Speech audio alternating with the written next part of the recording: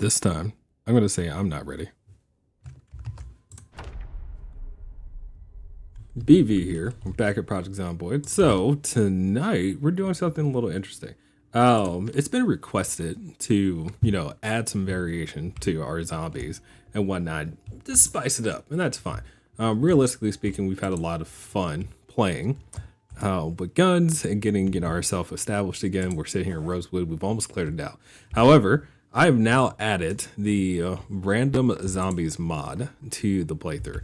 Random zombies, what it actually does is effectively takes all the different types of zombies that can be generated in the game, which is your fast zombies, your slow zombies, the crawlers, the sprinters, smart enough and a little strong, and it essentially makes them, randomized per zombie that's going to be on the map. So I did do a small amount of testing to see that it would actually not break our save. But other than that, I haven't started playing. So we're going to see how that goes. What day are we on, Fantasy Gamer? Day 12 at this point. Actually, day 13, because there's 2 hours left before day 12 is over. So day 13 is where we are with Rick Mark, and we killed over 1,000 zombies. So yeah, let's see how it goes. That said, it is a brand new day. We still have power, we still have water. So we've been asking ourselves where we're gonna go after we finish, Rosewood. And I don't really have an answer for that. However, we are gonna slow down. Good job. You've not died yet. True. Cheers, man. We haven't died yet, so we made it this far, right? PRMR, what's going on? So, recognizing that we have plenty of work still to do, but I also recognize that now things are different. We've been playing, very open, kill anything in sight, blah. It's gonna be a little different now because we could run into sprinters, lots of sprinters at the same time. I did not check to see, what the percentage values for spawns are gonna be. So that's another issue I'm gonna have. So I've been super loud since the beginning. We're not gonna be as loud. And I'm saying that in the sense that, I don't know what to expect. As I gain confidence with this mod, I probably will go back to being like super loud again because I want to be still gun focused. One sec, let me get my PC. Be right back. Fair enough, Fantasy Gamer. So again, for the mod list, it's still intact on YouTube from the last few videos that I posted, but add the random zombies mod from the workshop, and of course that is the exact same way that it's spelled and stated. So random zombies.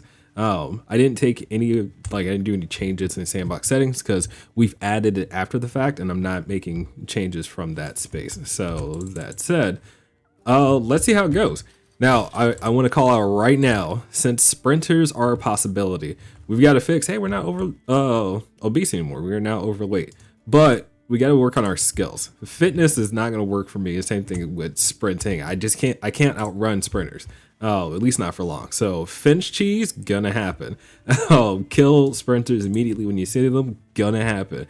Prioritize, stealth a little bit more, maybe, gonna happen. Just until I figure it out. I'm saying those things. I'm doing a little bit of foraging because we didn't eat before we left, and we are, a little low on food. Not super bad, but a little. So just trying to be super conscious about that. Hey, oh, manhole cover and no sledgehammer. Seeing lots of sticks, which is unfortunate. Maybe I should change my focus. Also seeing lots of critters. So yay. But yeah, now I have zombies about. All right, cool. What happens is, see, that's a crawler now. So sometimes zombies will spawn on the floor already rather than having had any type of damage done to them. These are things that we're gonna have to start accounting for. And this guy, not a big deal. But his buddy there could be anything from sprinter to super slow. He looks like he's super slow, which is good. Versus, super strong. He could have been absolutely taking 3, 4, 5 shots from my axe. So these things are going to add up. I also did not add multi-hit. So we still have multi-hit turned off. I have to deal with one zombie at a time. Save the fact that I can start shooting off bullets still. So yeah, yeah, let's see how it goes. You know, notice that I'm already moving slower than I was before. And all we can do is hope and pray that it works out. You add in the mod, how you explain the mod random zombies. What? Confused. Hang on. I'm sitting outside. There's zombies around. Let me not take... You added the mod, or... No, I've already added the mod. Okay, I see what you're saying. The mod is added, and I'm explaining it. So, you have to add mods before you load the world. So, you can't add them while the world is already loaded. Oh, Lord, yes. Oh, Lord is right. Now, the reason why I went this direction is because there is a road back here that we essentially had saw, but weren't confident it led to anything interesting, or if we should call it, you know, part of Rosewood. I am going to go ahead and explore that road. Not to mention there are a bunch of zombies this direction. And see how it goes. I'm going to be very jumpy as well, and I know that. I'm back. What's up, Fantasy Gamer? So, dealing with zombies a little bit, trying to see if we run into any sprinters. We've got crawlers so far. Oh, and that's another thing. There are possibility for smart zombies. So there could be a zombie that can open a door, for example. So locking doors are going to be a thing now. Oh, I don't know if smart zombies can open windows too, but yeah. How can you tell if it's a sprinter zombie? When it starts running. There's no other way. Sprinter zombies will stand still just like every zombie, so on and so forth, but when it looks at me, it will start darting at me like a bat out of hell, and that's when you'll know it's a sprinter. Messing with your blood pressure. Yeah, we've effectively turned this into a horror movie without the texture mods. So I kind of mentioned on YouTube, in the YouTube comments, that, you know, I've been playing with an idea like this already. I didn't know this mod existed beforehand, so I didn't have this part of it, but there are textures and overlays. I was kind of do like a Silent Hill slash, you know, disgusting horror zombies. But now this might get interesting on its own without having to add those textures. So yeah, we'll see.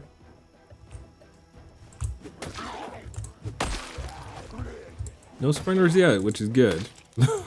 But any sprinter is bad. And I'm actually thinking that I had to switch my entire tactic from using axes to using spears. If I can start getting to instant kills, that might be better.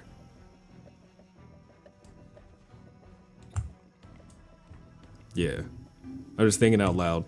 But like I put into the notification blast when it went out, I did take a quick save of the game to back everything up. One, I don't know like what's gonna break if anything's gonna break, and then two, if it gets like super insane, like if I walk into this first group we're gonna walk into here in a second, and find that they're all sprinters, there's no way to survive that, you know. So those are considerations that I'm trying to be fair about. So I don't want to kill our run already. Ooh, there's guns. I mean, bullets. Don't really care about the frog. Yeah, we're just not going to keep frogs around, take up space at the moment. So let's see how this goes. I have walked around this so I can control where the engagement is going to come from. But there's still a few zombies around. So I'm not pulling out my pistol unless we absolutely have to.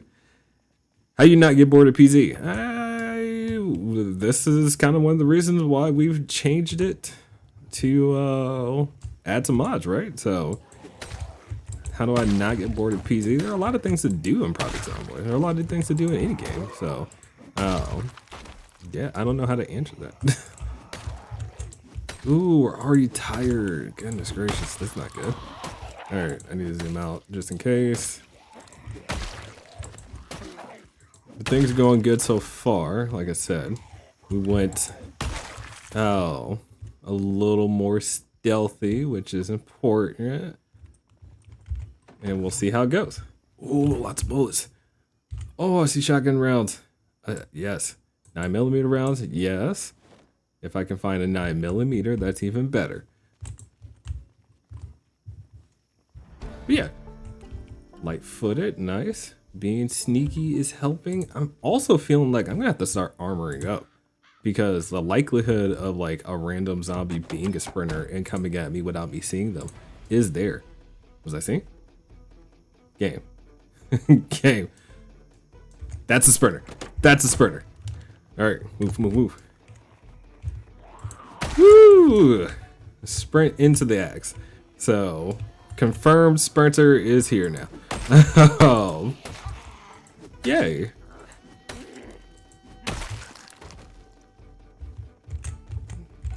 Now, I'm glad the entire group was not sprinters. Oh, so again, something to notice. But yeah, we were already over here. We were looking at them before. There's no way to know who is a sprinter and who is not until they start moving. And that's kind of like the issue with sprinters.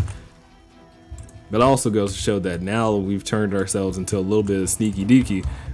If we get into massive fights, you know, we pull out the gun and deal with that. But that also means I can't like corral zombies like I used to, because, you know, have one of them turn into a sprinter or be a sprinter. So that's a slow shambler. And that's something that it's not even just outlook, like he's not a threat, but that's a fast shambler. He's going to outrun him, you know. It's things like that that create variation. So, and it changes all your tactics for sure.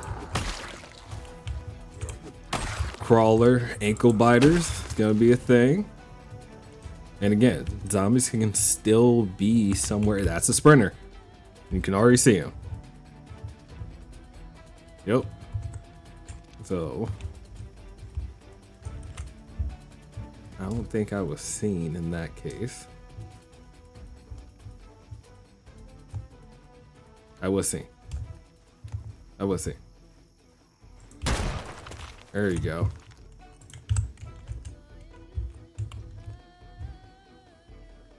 Oh, God. Yeah, and that's what I mean. Like, we have to create some safety for ourselves. We need to, you know, be very aware of our surroundings now. And we need to work on our skills. Lose the weight. Build our fitness. Build our sprinting. Because there might be times where it's like, oh, there's a sprinter coming at me. I'm in the wrong position. Now I have to, like, take off running.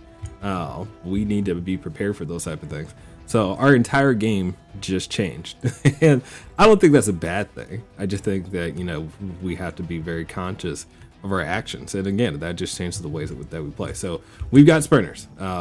Just now we know we have sprinters. A lot of stuff. Nothing that works for me. So yeah, let's go get some food. And then start thinking about what to do. And I said before, I wanted to see if the zombies spawned the way I thought they would spawn. Remember I said I only tested to see that I could load the mod into the save prior. I didn't do any other testing. So we know what the variations look like now. So definitely there. And we know that we have to think about some things, you know, so I'm going to be thinking. You think too, and let's see if we can make it through the night. Let's see if we can make it through the night.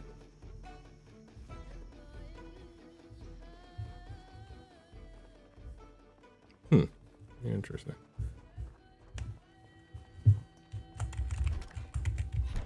Let's take a look. Let's take a look.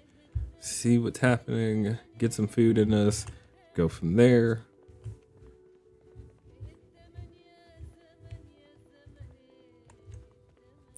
Okay, so you know, another thing. I'd already said it before. The base. You know, we need to be able to lock doors, right? Because zombies can open doors now. Well, not all of them. Some. You know, it would be onesie, twosie, just like the sprinters. There could be a smart zombie in there that could open the door for us. So, open the door on us. So, considerations.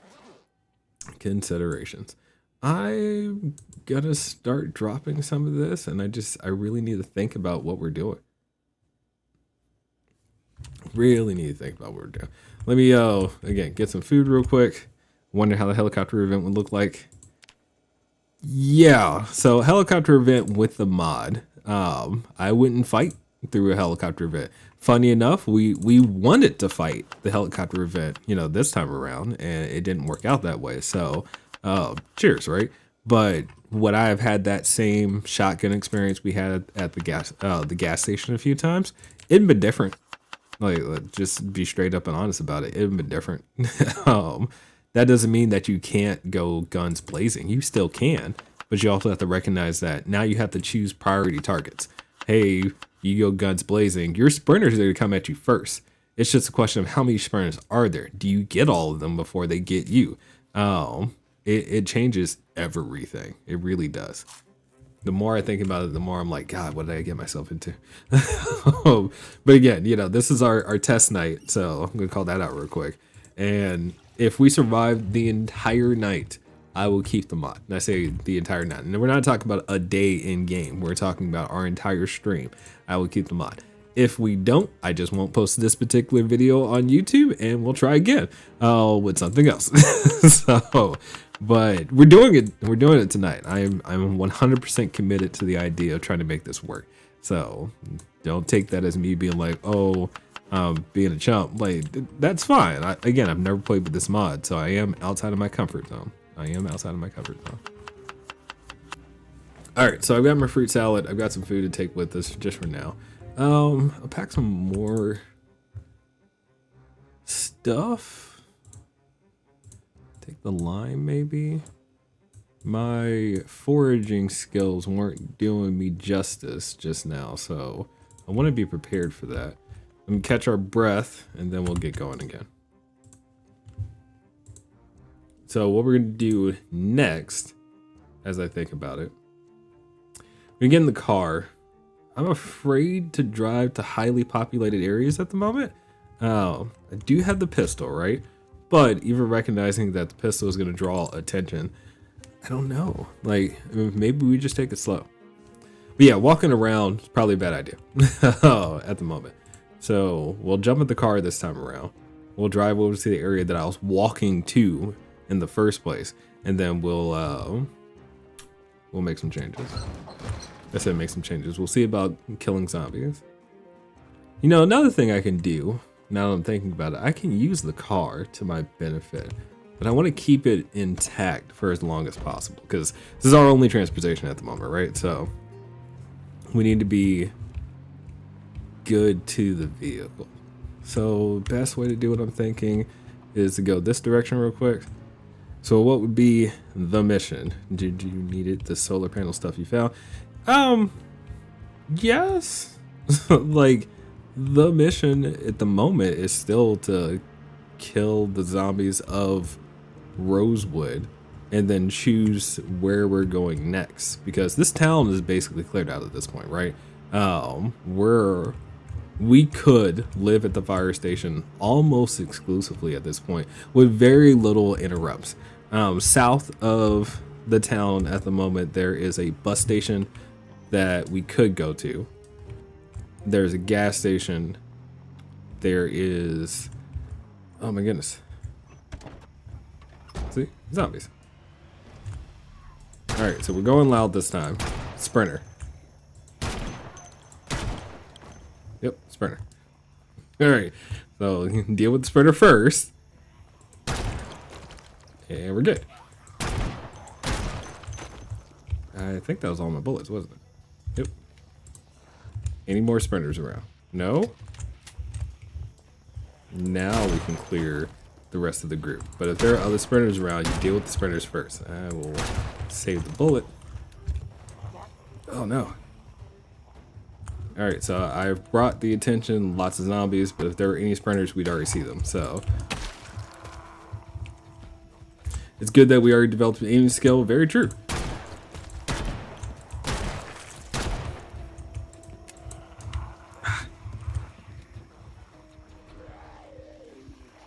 And we already set up our magazines as well, so safety in that.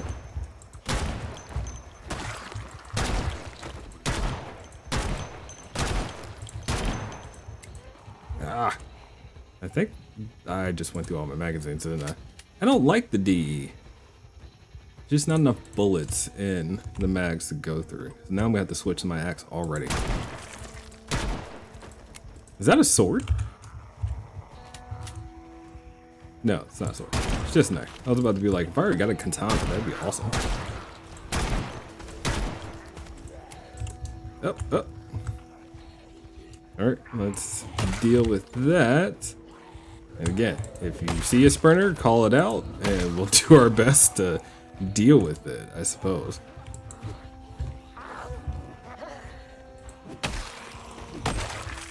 All right, are we good? Are we good? Some more zombies over here than I expected. I'm not gonna lie about that. Ooh, ooh.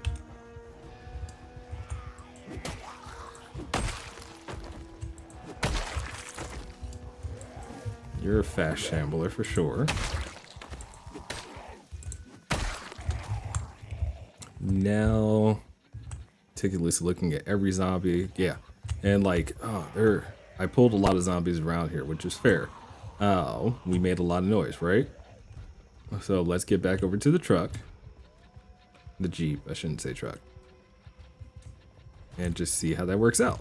Oh, but yeah, and this is the way that you have to think about it. So now, every time I make a whole bunch of noise, there is an absolute chance that we're going to deal with a bunch of sprinters. And it could be three. Three sprinters alone at the moment would kill me.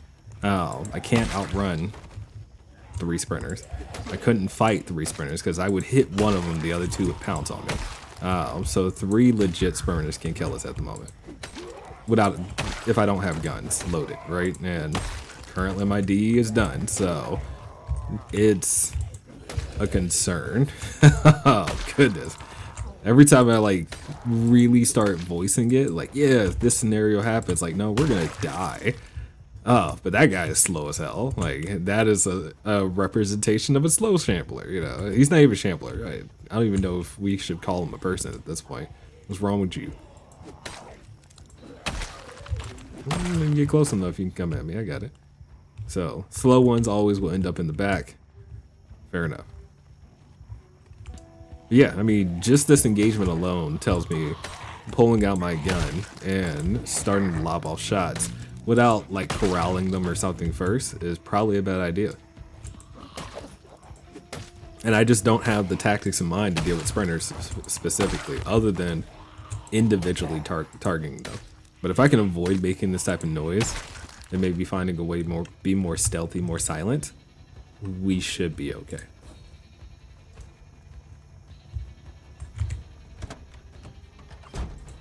But yeah, we got to really think about this.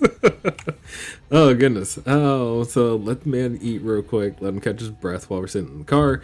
Doors closed so I can pull up the map. And this is what I was going to take a look at. Mr. M, yeah, he is freaking out. I mean, again, we're just, see, that's a crawler. And you would just mess up my tires. So we picture you out of your misery, you know. Get the axe skill going too. We are still exhausted, which is fair. We have not built our fitness skill. We have not built our axe. Well, our axe skill is pretty high actually. Oh, yeah.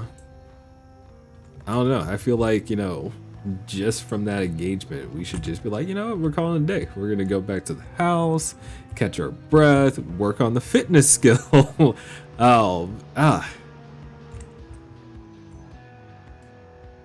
Anybody a sprinter? No sprinters? Yeah, but I still like have a bunch of zombies over here.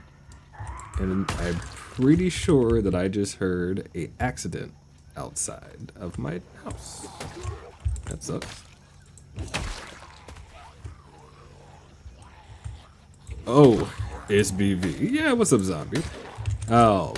If you, well, give you a quick, you know, synopsis, we added a mod called the Random Zombies mod, and of course it changes the spawns of each one of the zombies. So we have sprinters enabled, we have crawlers, we have smart zombies, we have strong zombies, we have weak zombies. Every type of zombie that you can potentially have is in the game now. Oh god. Okay, the car is still faster than sprinters. Yes, the car is still faster than sprinters. So if we did find ourselves in a scenario where we're driving at a bunch of sprinters, like we're running at the car, we can out-drive the sprinters. What about more zombies? Definitely more as well, technically, but I turned off zombie respawning already. So the zombies we killed, you know, we can't do anything about. But the zombie count is just under insane at the moment, if I remember correctly. So I don't know, man. I mean, zombie, haven't been here the last few days, it seems. So we've already hit 1,200, almost 1,300 zombies killed, and it's our 13th day survived. So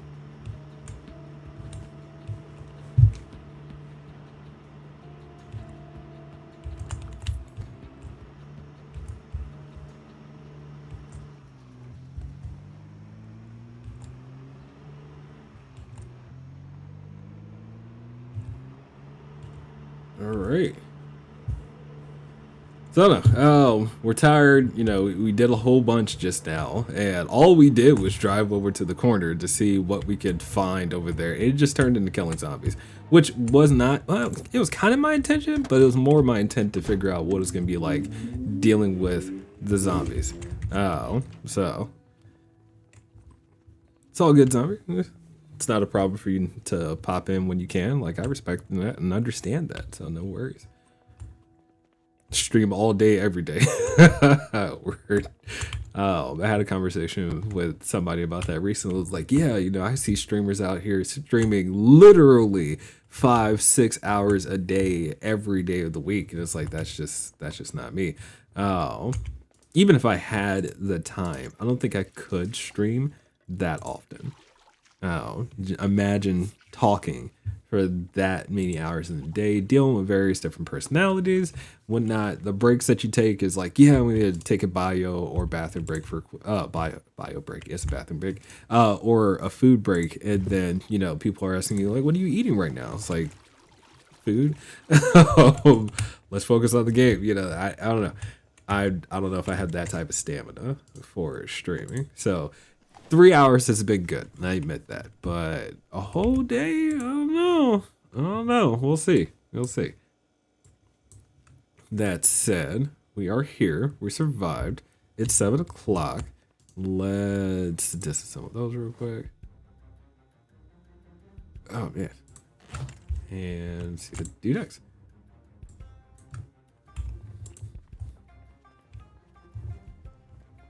So I like the idea of essentially creating scenarios where if a zombie does break into our spot, they have to go through a fair amount of crap to get to us. But God, just thinking about that sucks.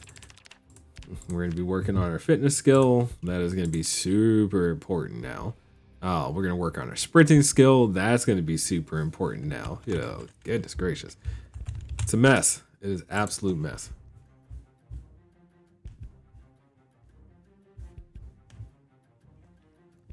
The glass and braid, clean shaven, liking it. So fair enough.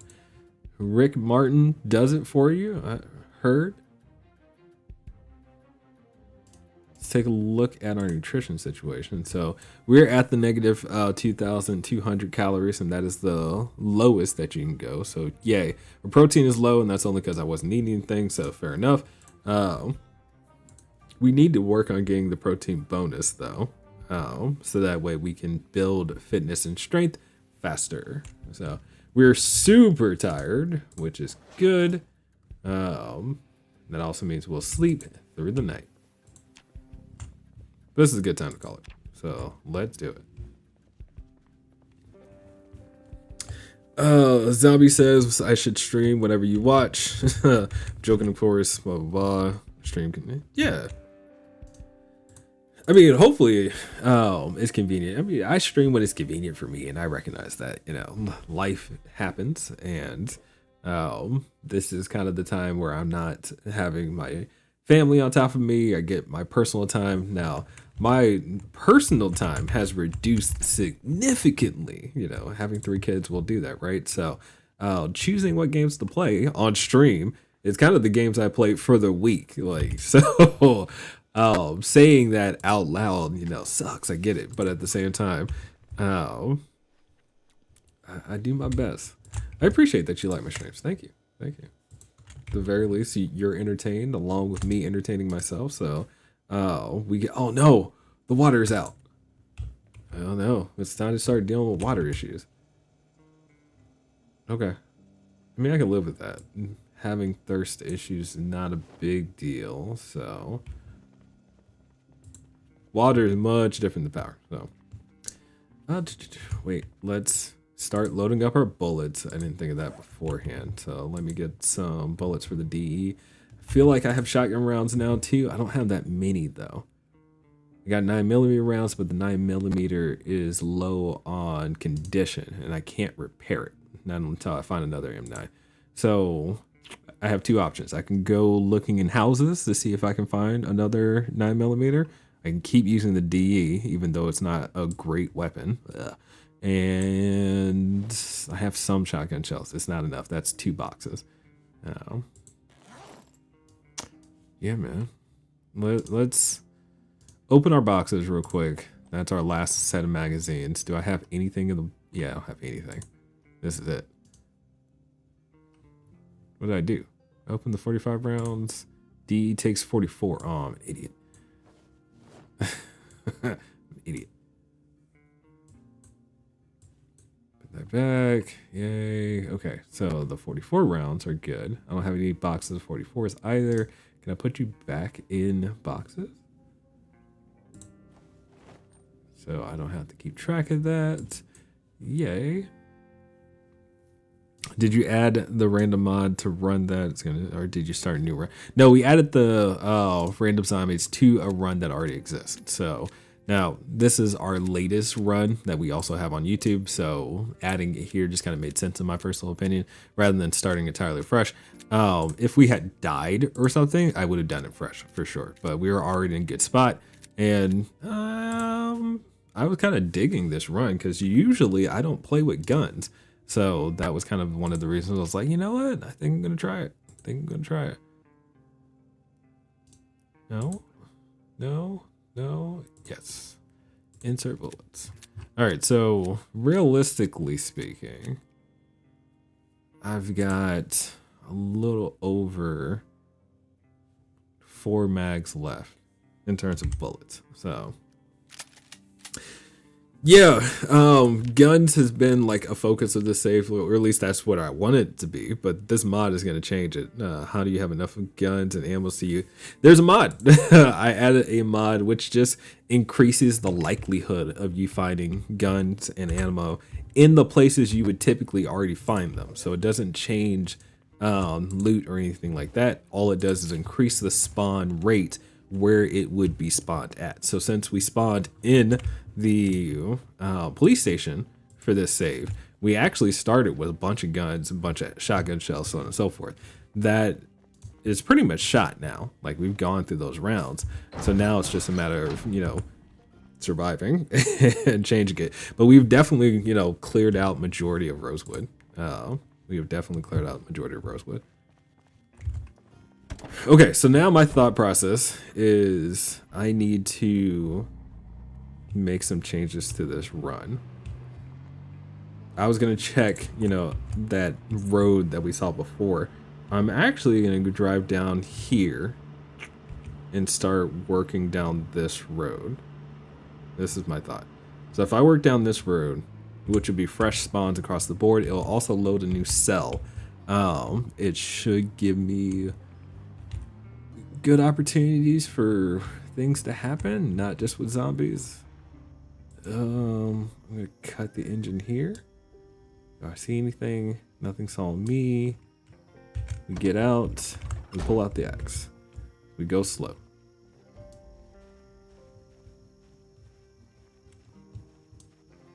Oh man.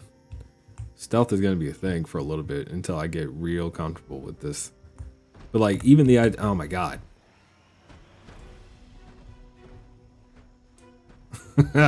I don't know how many of those zombies in there could potentially be a sprinter, you know, like, God. So now you're going to set up rain collectors. I need to set up a sustainable water situation. Now, you remember before I was talking, there was a sprinter in there for sure. All right, so I was speaking about the fact that the Rosewood Fire Station has a lot of opportunity for water already. So I'm not super concerned about it since there's a lot of places inside the fire station that will have water. But it's a thought. It is definitely a thought now that the water is shut off. But we're going to go slow.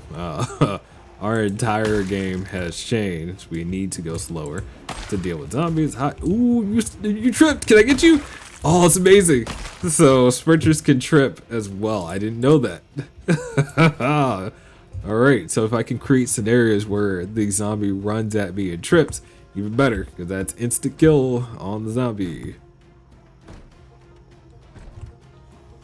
I mean, there's no real point in that fence anymore, right? I guess I could rebuild it, but oh my god. Let me close this side again, and it will just give me another layer of protection.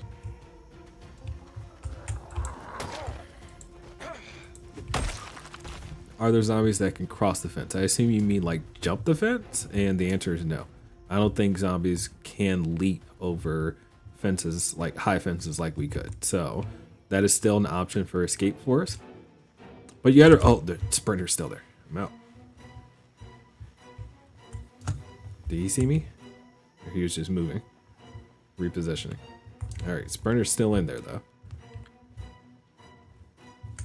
Can a sprinter be a smart zombie? Yes, a sprinter can also be a smart zombie. So they're not mutually exclusive. So it's very possible for me to find myself in a scenario where a sprinter can open doors and windows and still be, you know, coming at me full blast. What's a smart zombie? Just that they can open doors and windows. You know, anything that can be open, they can open. All right, I'm gonna keep going this direction. Create a perimeter potentially, or go around the perimeter. I'm sorry. Oh god. It's just so much space. Yeah, smart zombies, open doors. Simple as that.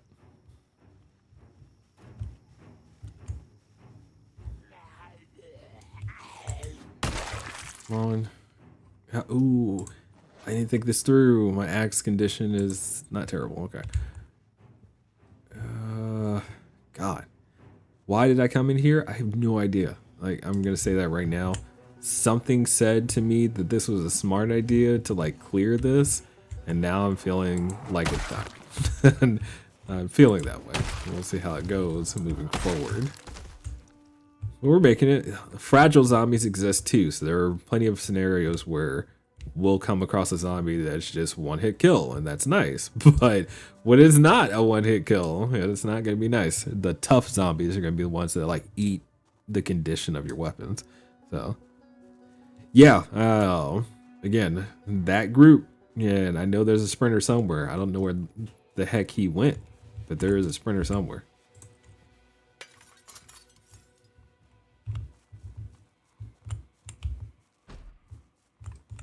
Game. What out here beating? Can't go in that way, so going this way. Which door? Which door?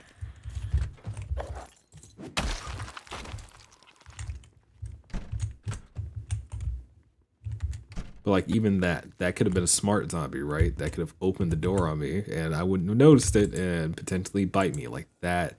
Those are things that we have to contend with now. So, not a super big deal, but something to be aware of. All right, let's eat a tomato real quick. See if we can keep moving. Let's clear this space. Now I can come in here, but a smart zombie can get through the window or open the door, and that's true. I will only pull out my pistol if I feel like I'm overwhelmed. But if we can take one at a time, perfect, right? Did y'all see me finally? Yes? Did the whole group see me? The whole group saw me for sure. Yep. Okay. Nothing crazy so far, so see how it goes.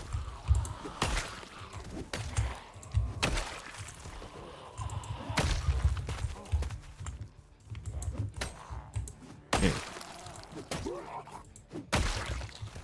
It does create a different element because now I can't say that every engagement is going to be the same. That's nice for like a gameplay experience, but it's definitely going to increase my stress.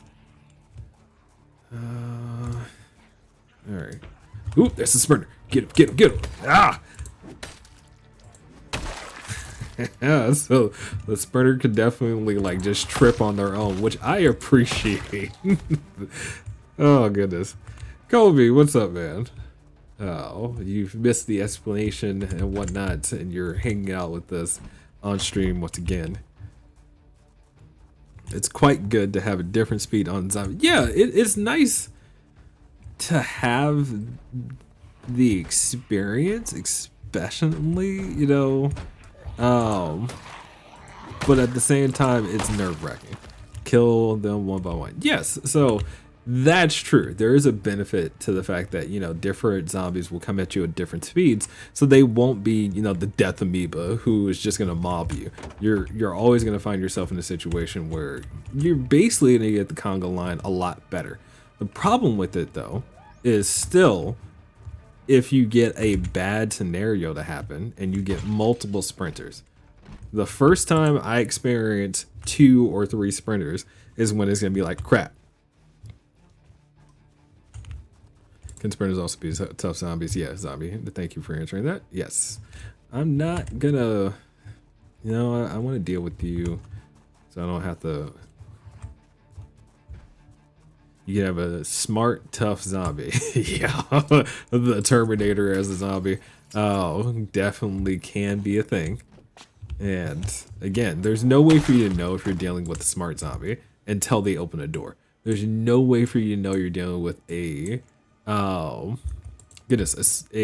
tough zombie specifically, not smart zombie, I'm sorry, until you smack them 3 times with your axe and you're like, you're not dying quickly. And there's no way for you to know there's a sprinter until you see them running. So every zombie has the opportunity to be your worst nightmare. So do I like the mod for that reason? Yes. Do I still want to point out that it's super nerve-wracking? Yes. So, let's just be honest about what we're experiencing here. And I've completely slowed down, compared to our last few streams where I was guns blazing or honking my horn and shouting like a madman. I am not going to do that anymore with this mod. No, I'm not, because the likelihood of a small group turning into 5 or 7 sprinters simply existing means I have to slow down. It can get crazy. Yes. All right. Small engagements can get crazy. And now I'm super scared to walk into Louisville. I'm going to do it if we make it that long. But imagine walking into Louisville where you have the highest population of zombies. Just 1% chance of sprinters on every house that you walk by turns into a horde of sprinters. So, nah, man. Like, I'm scared of it. I'm gonna do it, but I'm scared of it. And now I recognize I'm like aimlessly walking. That's not what's happening. I am legitimately covering my butt by walking and dealing with every possible zombie that could. Can't wait for that. Yeah, that could catch us on the back end. I am quite literally trying to cover my tail as we walk. So CYA, cover your A. It is super important in this save now. Now I've already been down to this house over here. We walked through this field and killed a bunch of zombies. So at this stage, I feel pretty good. I know there are also zombies that spawn here in this like forest line for some odd reason. I've had somebody explain it to me before. It's annoying. So I'm not gonna get super crazy about walking into that, but I'll be quiet going through now. So I also can't do my walk to click and speed up because let's say a sprinter sees you and starts running at you. You don't have time to be like, oh, speed slowed down, I'm gonna start running now or fight again. Like, no, I have to be very cautious in everything I do. Oh, God. I'm complaining. I'm in super complaint note. I know that. But at the same time, I'm letting you know how bad this is for me. Crap. All right. Would a zombie hide to get you? That's an interesting question. No, zombie behavior in itself hasn't changed. Other than the fact that they could open a door. The behavior, like they're not going to be sneaky to try to get me. So they're not that smart. But yeah, the game has changed. The game has definitely changed.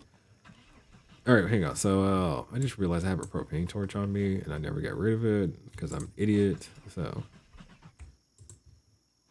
oh, this is gonna be annoying. Well, at least you know how NPCs added. And so I had thought about that, but we already know that we had trouble with both the NPCs we had added and the 10 years later mod. I need to play with it a little bit more. The NPCs mod is just not smart enough, in my personal opinion. I feel like, they freak out real easy and they get themselves in terrible situations. It's like, why are you walking towards that group? You know you don't want to fight, and then they turn into panic mode, and now they're doing juke moods like they're sitting on the basketball court. Like, bro, the NPC's AI in that mod is just not great, and I don't appreciate it for that reason. But that doesn't change the fact that I'm interested to get back to that mod if I can make some changes to it. Play with the settings a little bit, something. So yeah, we're going a little bit slower. Definitely true. We've dealt with a few sprinters, and we're still kind of being very cautious as we go. So if I can kill any zombies along the way, again, cover our butt. Let's see how it goes. All right. You're not a sprinter, but I'm still gonna kill you. We good? We're good. All right, let's keep it moving. Let's keep it real.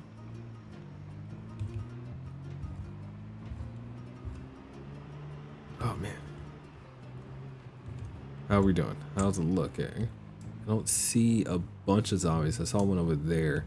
So where we headed right now, we are south of town of Rosewood. There's a gas station and a movie, like an outdoor movie theater that's out here. I am interested in finding a new vehicle, a bigger vehicle. Let me say that can carry more stuff. I'm thinking about being more nomadic in this playthrough. So instead of like making a base, because we are trying to clear every town, if my base is mobile, that essentially gives me the opportunity to move more freely. I do have the RV interior mod enabled. I've had installed since the beginning, so we just haven't come across any of the trailers or RVs in game. So I didn't change the spawn likelihood for it to increase the likelihood or something like that. And I didn't take the trait that gives you an RV immediately. So it's one of those things we have to find. And if we have to fix it, we'll fix it. So think I would like the RV. Yeah, don't get me wrong, because implementation's a little weird, and I acknowledge that. But I've also never played with it personally, so yeah. So RV or trailer van situation. Either one of them I'll take. That is a slow shambler, which is nice. Yay. So we're doing okay. So this is the movie theater, the drive-in. There it is. And then the gas station's over this way. As far as Rosewood spawns are concerned, this is one of the highest spawn areas for Rosewood. So going slow is super important because I guarantee there are a set of sprinters out here somewhere, whether it be at the gas station or in the drive-through or both. We're gonna experience some issues, so I'm taking it slow. I'm surprised these dudes hear me. I feel like we're very sneaky. I haven't been making a lot of noise.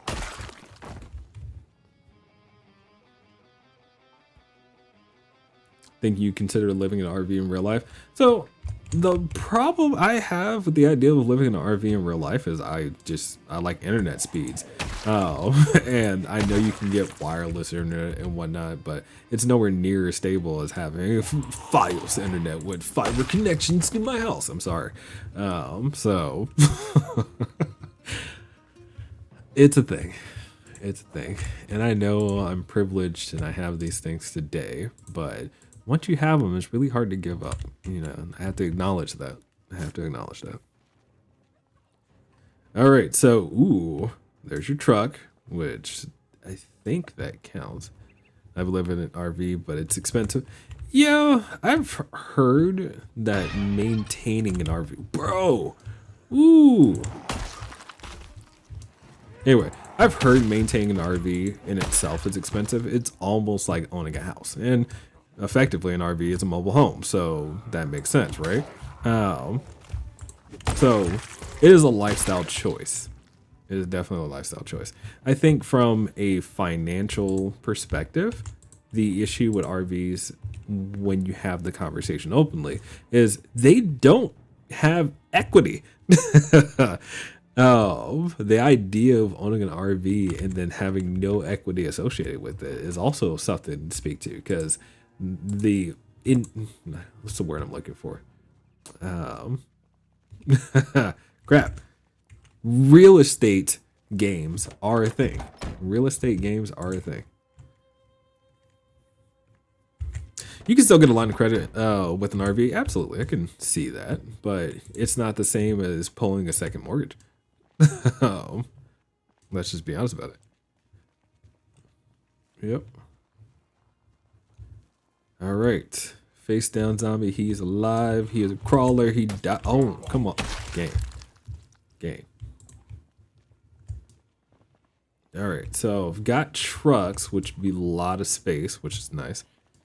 But I'm not seeing any like RVs or trailers, which is unfortunate. But I'm still gonna look. It spawns for vehicles still go down. So yay. Kobe said he agrees with the internet part. Yeah, yeah, absolutely. Usually RV, but it can't be your main residence for you to do it.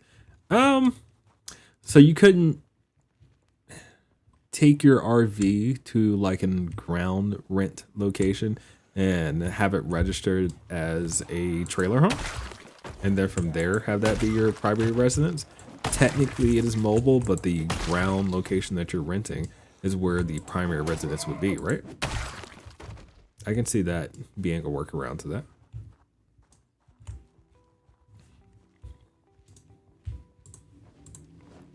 Yes, you can have your primary residence. Yep. So I don't know. I can also see, it getting weird. I acknowledge it, but it doesn't change the fact there is a will, there is a way, and if you're gonna live that life, live it to the fullest, right? All right. So I don't know how I feel about killing all the zombies in this space. It's not like a requirement for us at the moment. I came here looking for an RV or a trailer, so I'm not like in the mindset to clear all these zombies. It is still something I don't think so. If you found a map of Rosewood, this point of interest is not included. Same thing with the gas station across the road. So clearing all the towns is what I wanted to do technically. Anyway, I'm over here splitting hairs, and I know that's not fair. I should kill every zombie here. I will kill every zombie here eventually. We're not focused on that right now. We're losing daylight. It's already 1800, so But the huge truck, so those have lots of storage, and I appreciate that. If we had a single base that we are going to be basing up at, one of those would be amazing because you could haul lots of stuff back and forth to your base and so on and so forth. We're not trying to live that type of lifestyle. We're trying to be more mobile, and that's just something that I need to call out. So focus on that. If it changes, we'll get our hands on a truck. We'll get our hands on a truck. But we're trying to get away from Rosewood. Like, in truth, the plan is to leave Rosewood soon because we've already cleared the main town. At this point, it's the outskirts that we're working with, and we're just kind of searching for stuff. So, what are we searching for at the moment? Trailer, RV, something we can live in and move. And of course, that means we have to defend it. But we'll see how that goes. So this gas station has multiple parking lot spots where things can spawn, and that's why we're walking over here. You're slower than he is. Can you be a fast crawler? Interesting. I didn't think about that. Oh, that would be terrifying if you could have like a crawling sprinter.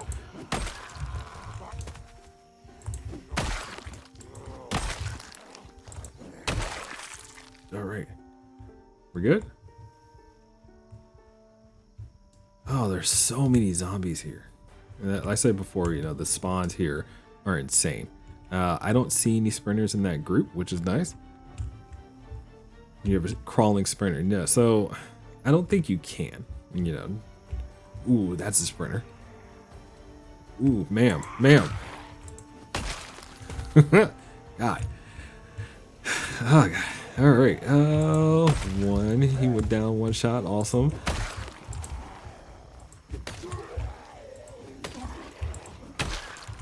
Goodness.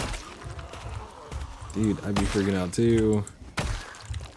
But Axe life is happening. We're in that space. It's good. Oh, sprinters. But notice that, you know, my entire playstyle has changed since we have had sprinters added to the game. I am moving much slower. We're not shooting all over the place anymore. Oh, yeah. Yeah. Goodness gracious. Can we do it? So, vehicle spawns. How close do I need to get? There's a trailer over there. What is that a trailer of? Oh my god, it just looked like a storage trailer. Crap. I mean, it's not a bad thing, but I wonder if the Jeep could pull it. It looks large. Take a look around.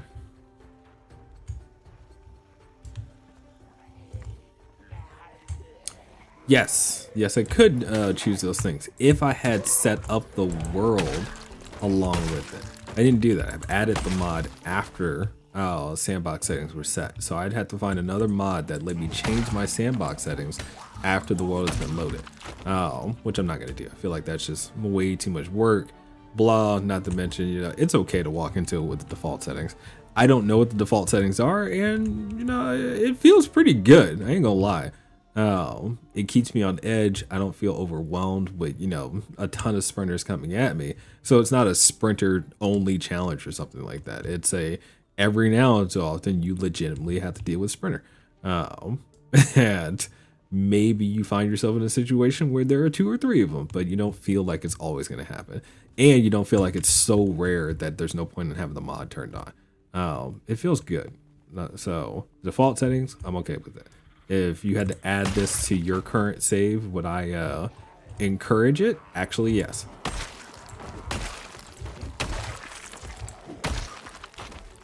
All right. So yeah, this is just considered storage, it looks like. Doesn't have anything else to it. So I didn't get lucky with spawns here. Okay. All right. I mean, that's okay. Like, I'm not mad about that. I think that's nice.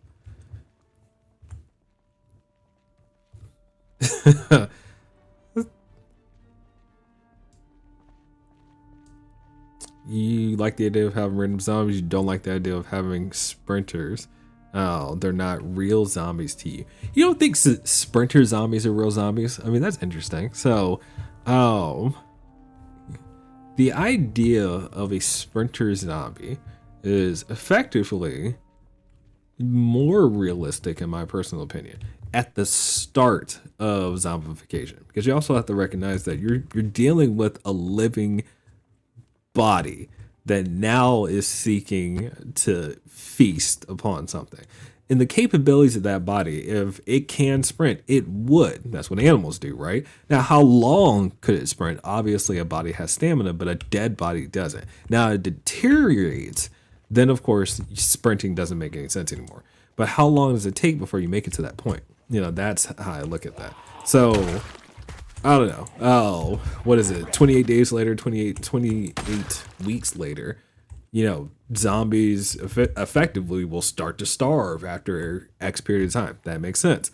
But at that beginning phase with the zombies rushing at you, 100% agree with it. So, like, I love that concept, actually, when it's applied properly. I highly doubt this is going to have that element to it, but it doesn't change the fact that if it did, I dig it. Like, at the beginning of it, you're dealing with strong, smart, sprinting zombies. But by the end of like 30 days, they turned into a bloody mess and can't. So, dead mass. It's fair, you know. How long does reanimation keep the nervous system functioning at full capacity? Kind of becomes the question. And I mean, don't get me wrong, it's all going to be based on which lore you go with and so on and so forth. So, yeah.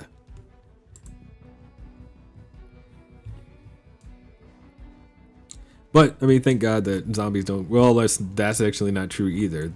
Zombies do exist in nature. There are plenty of instances of fungus turning insects and reptiles into zombies for short periods of time until they finally die. So zombies do actually exist. Humans don't become zombies, but then again, we don't expose ourselves to those mushrooms. So, ooh, I didn't see you. Ooh, pay attention, God.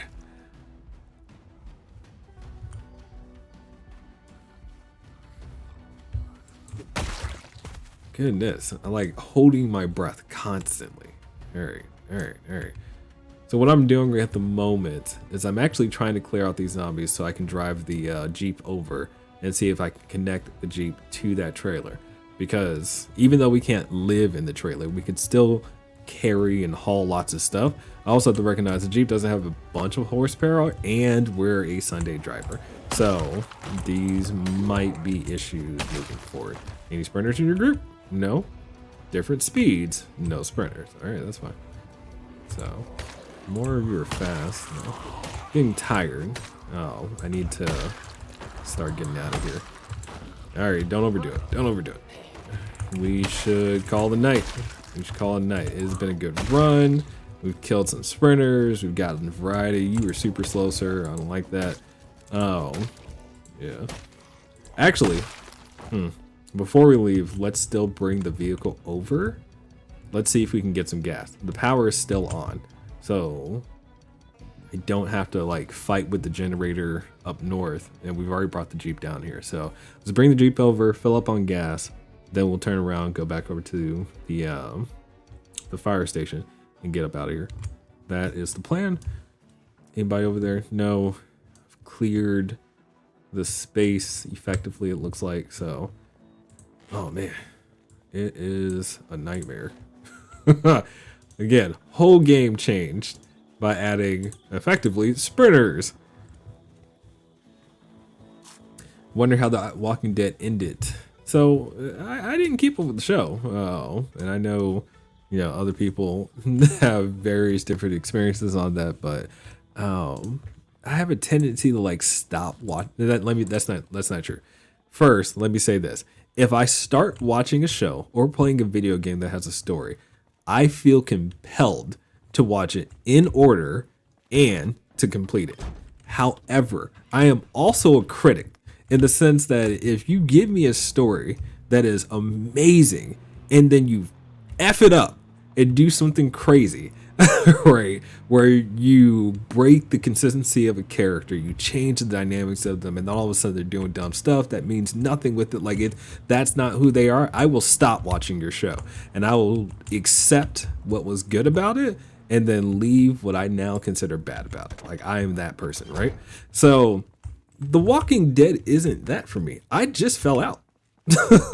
Like, it wasn't so much that it went bad or good. I legitimately just fell out. You know, I stopped watching it at some point, and I couldn't tell you why. I think, you know, life was happening. I was still in uniform, as in I was military at the time, and yeah, I just kind of stopped watching it. So, but it doesn't change the fact that, you know, I can stop watching a show at a certain point for sure and feel okay with that.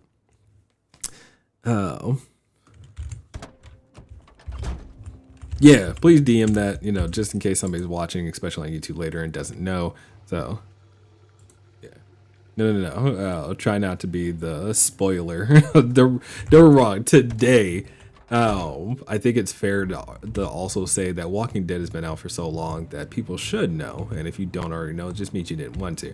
But if you are somebody like me who just never got a chance to go back for some odd reason, don't spoil it. Don't spoil it.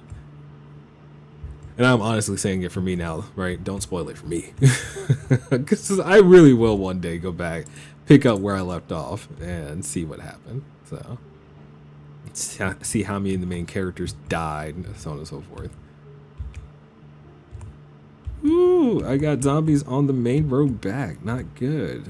See, that was clearing them along, but you still have migration. They're going to come out of this forest area. We're going to deal with that as we have to.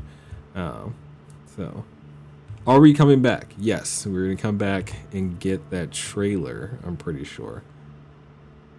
But I wish we had gotten an RV or some type of livable trailer, so just call that out. Can drop all shows for any random reason. It's rare a show takes a break and gets back. Yeah. Mid-episode and never watch it again. I can't do that. If I'm into a show and like I'm gonna watch the episode, at least finish the episode. Even if this is the last time while I'm watching this show because I'm so angry at the show, like I'm gonna finish the episode at least. We good? I'm waiting for a second to see if anything followed me back so it doesn't like walk into the spot with me. I think we're good. Alright. Home sweet home. Ooh, that also means I probably need to start barricading spots too. That's gonna be a thing. Alright, so water number 1. We fill the bottle. So we have water here. We have water in this bathroom. We have 2 bathrooms upstairs. We have a couple sinks down here. We have a lot of water in the fire station. So I'm not really concerned about water. Calling that out real quick. But it also means it'll be a while before we like wash blood off of our person. So another thing to call out.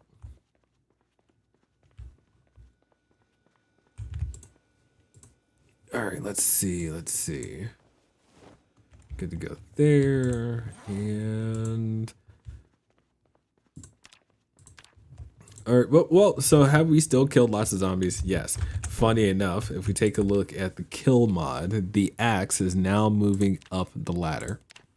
So the axe is at 484 kills. The shotgun still is higher than the axe. So I don't know why my favorite weapon is showing axe instead of shotgun.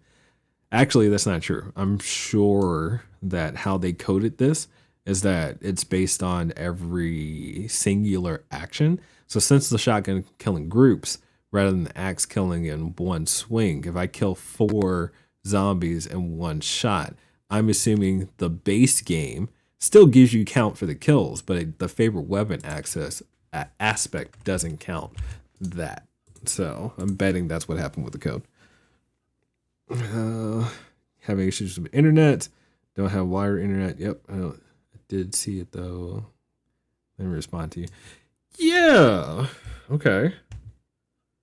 That's interesting. So are you saying Twitch in itself isn't showing my stream?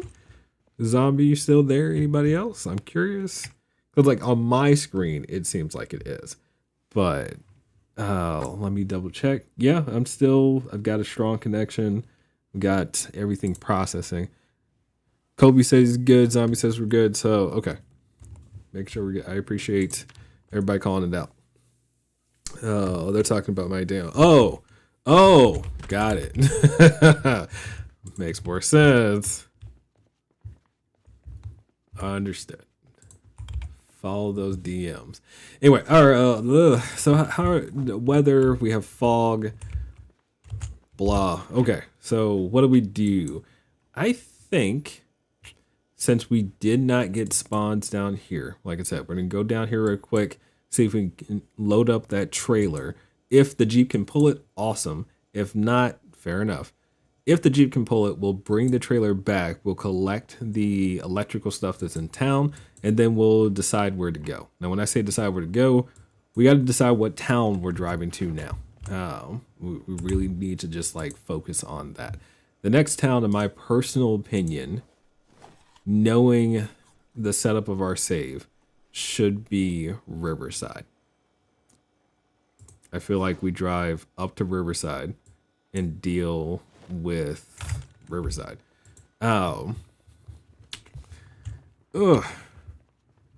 is actually another place we should check before we do that. When I say check, if we are trying to spawn an RV or trailer, it's a good idea to go over there. But it's also a bad idea to go over there because it's going to be a fight. There are always a ton of zombies.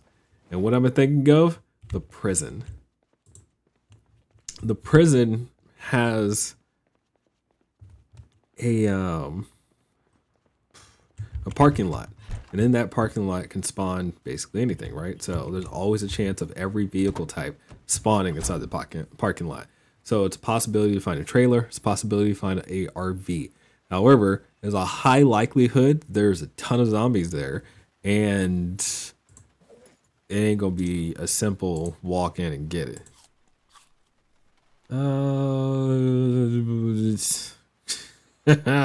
No, thank you. I appreciate the engagement, but I don't need any advertisements. Oh, there was a zombie that followed us back. This is what I'm talking about right here.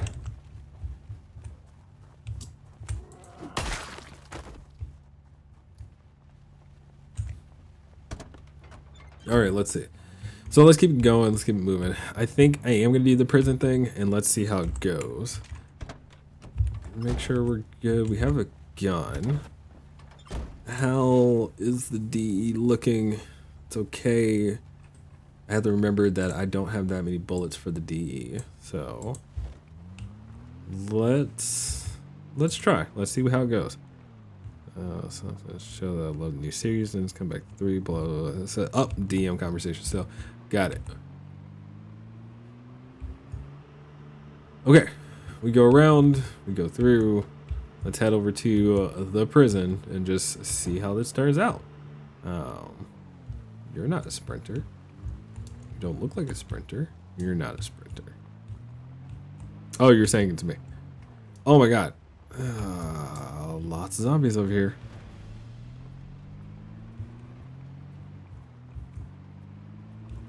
Okay, let's see how this goes. In the rain, driving towards the prison. Did you try to escape? Didn't work out for you. Sorry, bro. All right. Prison break. Meep meep. I'm going to try to preserve the Jeep, so I'm not going to use it as a weapon. And let's see if the spawns work in our favor. Ooh, that's a big truck bed. Nothing. No RV, no trailer. Good looking vehicles, though. 100. All right. And that's it. All right, so we have officially activated all the major spawns for vehicles in Rosewood and the prison. So I will accept what has happened. 99. What? Fantasy game, what are you doing? I hope you don't start counting from 100 all the way down. Bro. You're about to get the spam block. No. I'm not saying that for me. I do believe I have the automatic moderator turned on, the AI automated turned on. So if you keep going with that, it will flag you. Just letting you know. Let's see. Good luck, dude. Good luck. Anyway, let's see. So let's go get that trailer, like I said before, and see how it goes. Just leaving the ton of zombies that are back over there. Again, not super concerned about the prison, and I don't feel like it should be part of our clear the towns. The prison is the prison. You won't expect what happens at 0. Okay. I mean, if this is the way that you stay up at night, you know, cheers. But if it's also to help you go to sleep, you know, the counting cow thing gets better, isn't it? I'm just curious. Y'all can't be blocking the road, though. Why is there a huge group at the road? Yo. I didn't make that much noise coming through here, so I am so scared of sprinters coming out of nowhere through here. Gosh. What do you do in this situation? You just deal with it. That's what you do. Alright.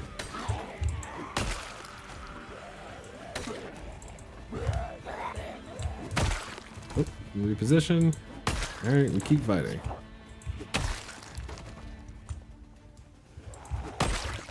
Done. Good. Good. Are we set? The fog is getting worse? Is that what's happening? Like, game. You can't, like, put consistent things on top of me. This is just hard. But yeah, like, the fog is definitely getting thicker. Alright, alright. Good to go. So I wait for a second and let the things happen, or no? Like, I'm curious.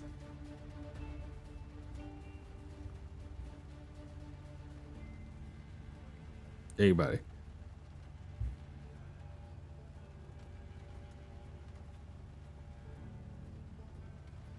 I have no idea.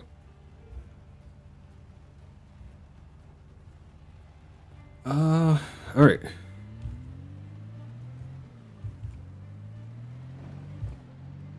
Nope, nope, nope. Just the one? That's a sprinter. Ooh. Got out just in time.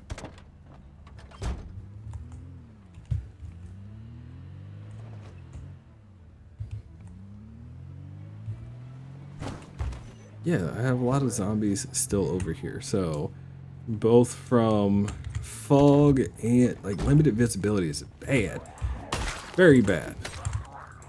Don't like limited visibility.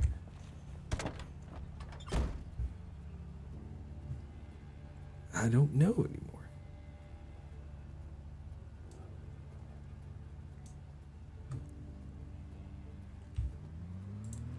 Anyway, all right, let's keep it going.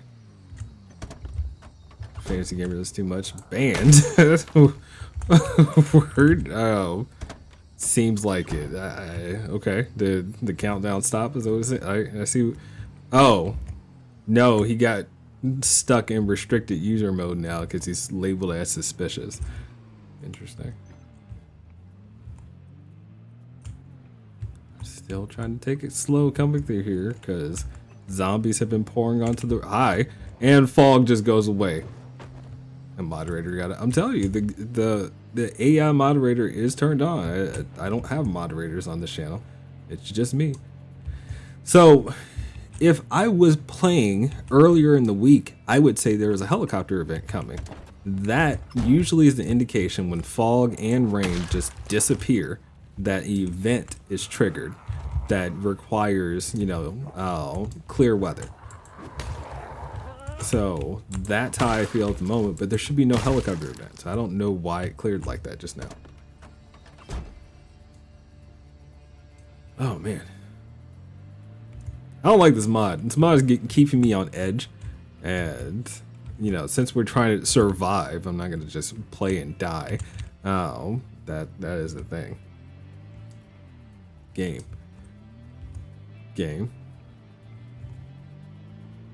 Alright.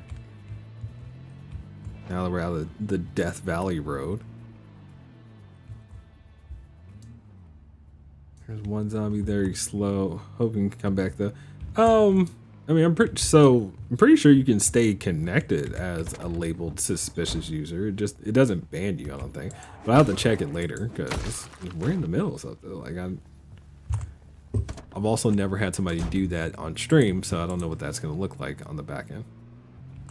I'll check here in a bit once we get some downtime or something. Oh, all right. So we're here. Can I position myself well? Oh, that just seems dangerous. All right, so let's keep the noise down and let's see if I can kill the zombies that are over near the trailer, and then we'll move on. So this is a bad spot to fight. I don't like that.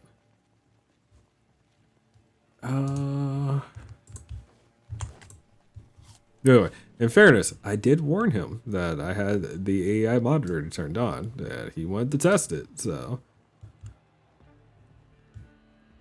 Ooh, all right, let's see. That is a decent group. I want to avoid using bullets. Just calling that real quick. Because again, I've been to this bus station before. Oh, and we'll go from there. You tyrant BB. Word.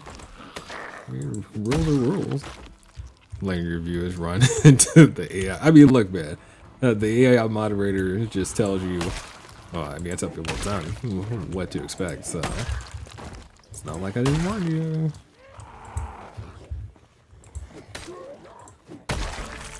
There it is. Alright. We're good? We're almost good. I'm pretty sure he's being facetious, by the way. So, with the me being a tyrant part. So, good. Alright, I hate this bus station. So, fun fact, this is actually the first place I ever died in Project Zomboid. And so, when I started like my first playthrough on Project Zomboid, I had read that everybody's like starting Rosewood is the easiest place. Like, cool. And then I also was that person who immediately started run. Oh my god, there are two strips. Jesus. Oh god, I got so lucky with that first shot killing the first spurter. I was dead. I was so dead. All right, sorry. Whew. Here you are. Oh, yeah. Back to the fun fact. So this was the first place I ever got to, and I was that person who like came out of their house and immediately saw zombies and started running, and then amassed a group of zombies around me. And I ran like through the fields down this direction, saw this building, and I was like, yeah. And then there were a bunch of zombies out here because I didn't know how spawns worked. And it being a bus station, zombies everywhere. And of course, I died horribly, getting locked in a bathroom because I didn't know it was a bathroom. It was a bad situation. So, you know, to come back here, it's kind of beautiful.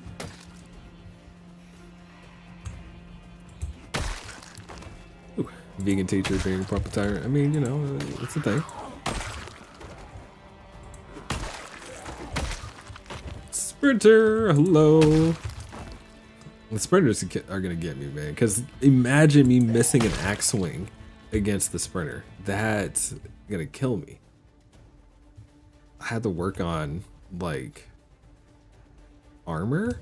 Oh my god, maybe this is the save that I do tailoring. I didn't see y'all like actually alive there. Sorry. I'm gonna go ahead and say it now. I probably should start tailoring. Huh.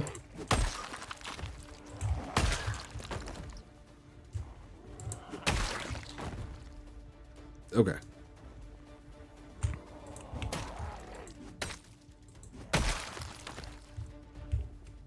Are we good?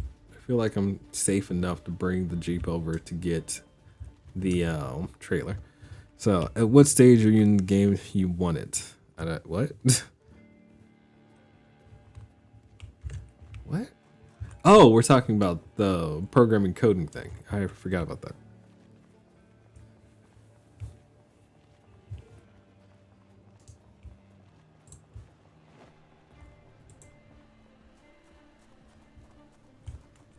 Alright, I think we're all set and ready. I feel like we should check out the inside of here. Nope. I am going to not break into this building so I don't have the alarm go off.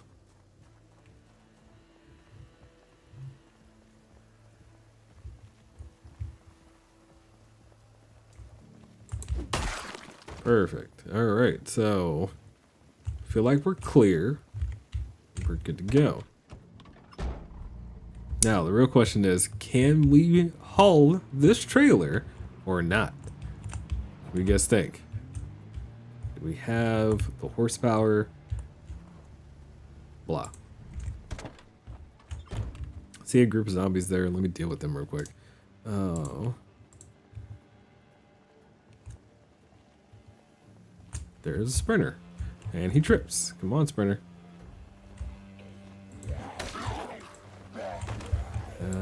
Get stepped on? Perfect. Anybody helping with the game? That's a good question. Yep. Ooh. It has been real. Okay, let's do this real quick. Eat. And attach. Trailer attached. Now let's see if the trailer can move with the Jeep.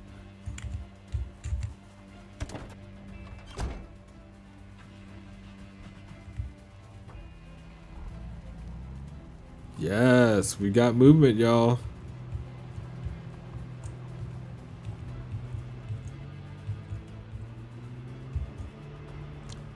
Built the engine. Oh no, are you using Unreal? It's Unreal, right? That is epic.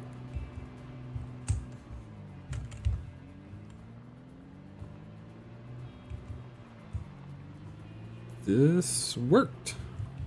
So now we've got a ton of storage to work with. And we accept this as our new situation. Perfect.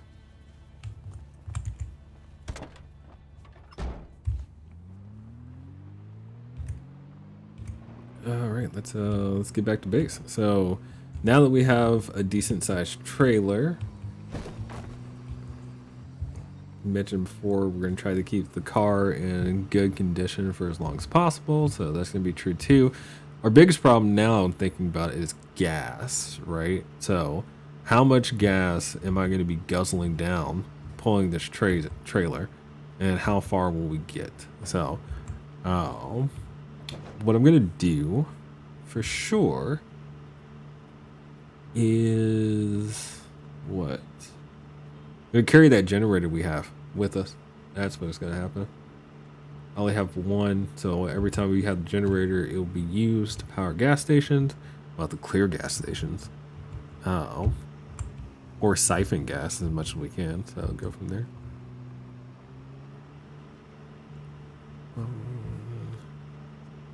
You want to help? Zombie, are you asking me if I want to help with your coding project, or are you asking PR Mar? As far as me is concerned, you can actually shoot me an email. On YouTube, I set up an email through a Google account and whatnot, so you can always reach out to me. We talked about, you know, if you post on GitHub, I can take a look at your code and you can just get some feedback. Yeah, I recall this conversation.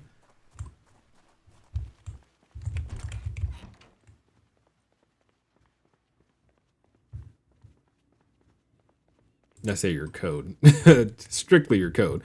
The engine's a little different, right? You'd have to find ways to share with that. But again, if you have, I mean, didn't know. Yes, Python, C, Lua, Java. I have majority of my experience in Python and Lua, though, mostly from cybersecurity background. But lots of scripting is my foundation from an IT perspective. Okay, let's see. So what are we taking? What are we packing? I do have a shotgun somewhere. It's actually funny. A lot of streamers have IT backgrounds. So it's kind of interesting when you look at it. This is interesting. Wait a minute. Wait. The DE uses 44 Magnum rounds. But the Magnum uses 44 Magnum rounds. So the D just has a magazine associated with it, whereas the Magnum is a revolver, right? Interesting. Stick those in the bag. Grab the bag into the secondary. Barely remember how OBS works, so since the program wouldn't be any help. Heard. I will definitely be taking books. Yep. Did I never read all these? I never read all these. Oh, my eyes. Where is March Ridge? I don't think... Oh, March Ridge is really close. Oh my god. That's a death trap. This is just as packed as Louisville would be. This is your commercial area. There is no storage, like industrial building, anywhere here. Why would you come here? I don't know. That seems interesting. Okay. Oh, Muldra, of course, one of my favorite towns. West Point. Just unlocking these things real quick. We'll come back and take a look at the books here in a moment.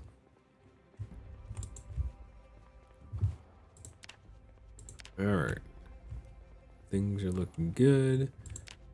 Still losing weight. Growing on those skills. Fitness is not going up fast.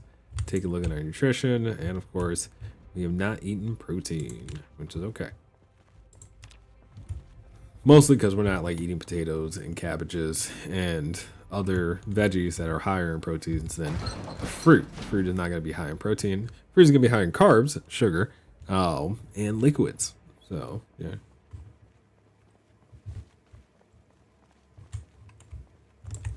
All right. Drop that. We're good. By the way, code really isn't bottleneck for game development. That's also true.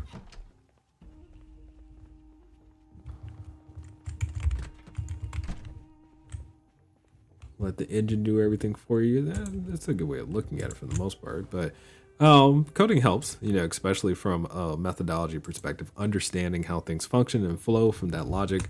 It saves people a lot of time. So a coder will be able to develop a game faster than somebody who just knows the engine.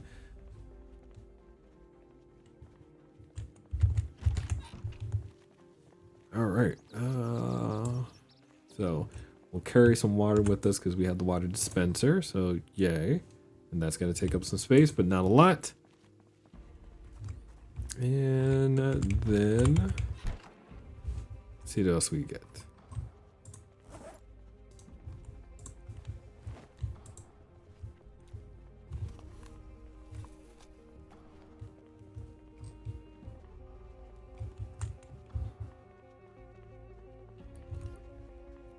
So I don't know what else I should carry at the moment off the top of my head. Obviously I'm going to collect all of my weapons, but some of this stuff. Yeah. I mentioned before I don't want to be in the habit of using a lot of non-perishables. But in our current situation, we don't have access to other means. Like if we had the RV set up, we'd be able to essentially keep our food fresh inside the RV. That's currently not a possibility. And we just have to recognize what that means in terms of our limitations. We do have another M9. Interesting. I've got a lot of guns. My bad. I'm an idiot.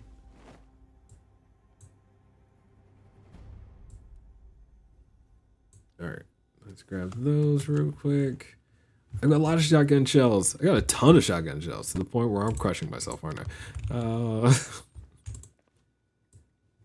maybe I do pull out the shotgun the next time we want to clear some place out. That's actually going to be a thing now. So now that we have a lot of shells, like when we drive into a situation, we'll come out shooting.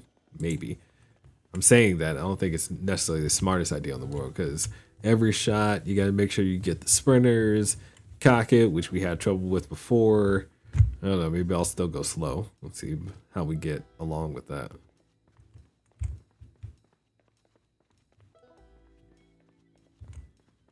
Graphical scripting, so on and so forth. Yep. This does build our strength, doesn't it? When you're walking heavy, or is it fitness? It's one of the two.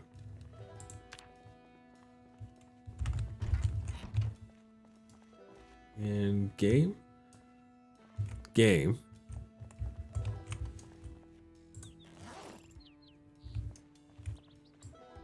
If those zombies come running at us, we will pull out the gun. That's the only recourse we have at the moment, so.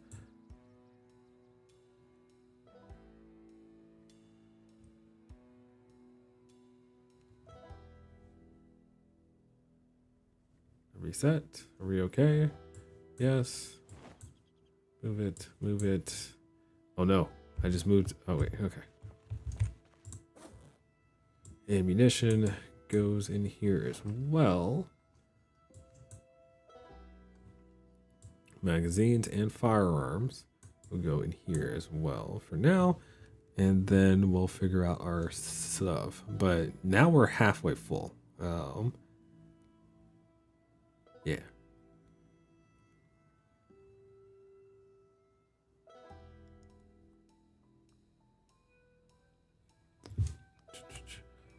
Prefer other engines because of capabilities and Unreal Engine and so on and so forth. Yeah, I get that. It depends on the game. Right engine for the right game, right? So if you're making something that was like a competitor to City Skylines, Unreal is probably not it. You would probably use Unity. Why? Because almost every city builder out there utilizes Unity. And the reason for it is the grid design. It's very easy to make a city builder that way, but it definitely depends.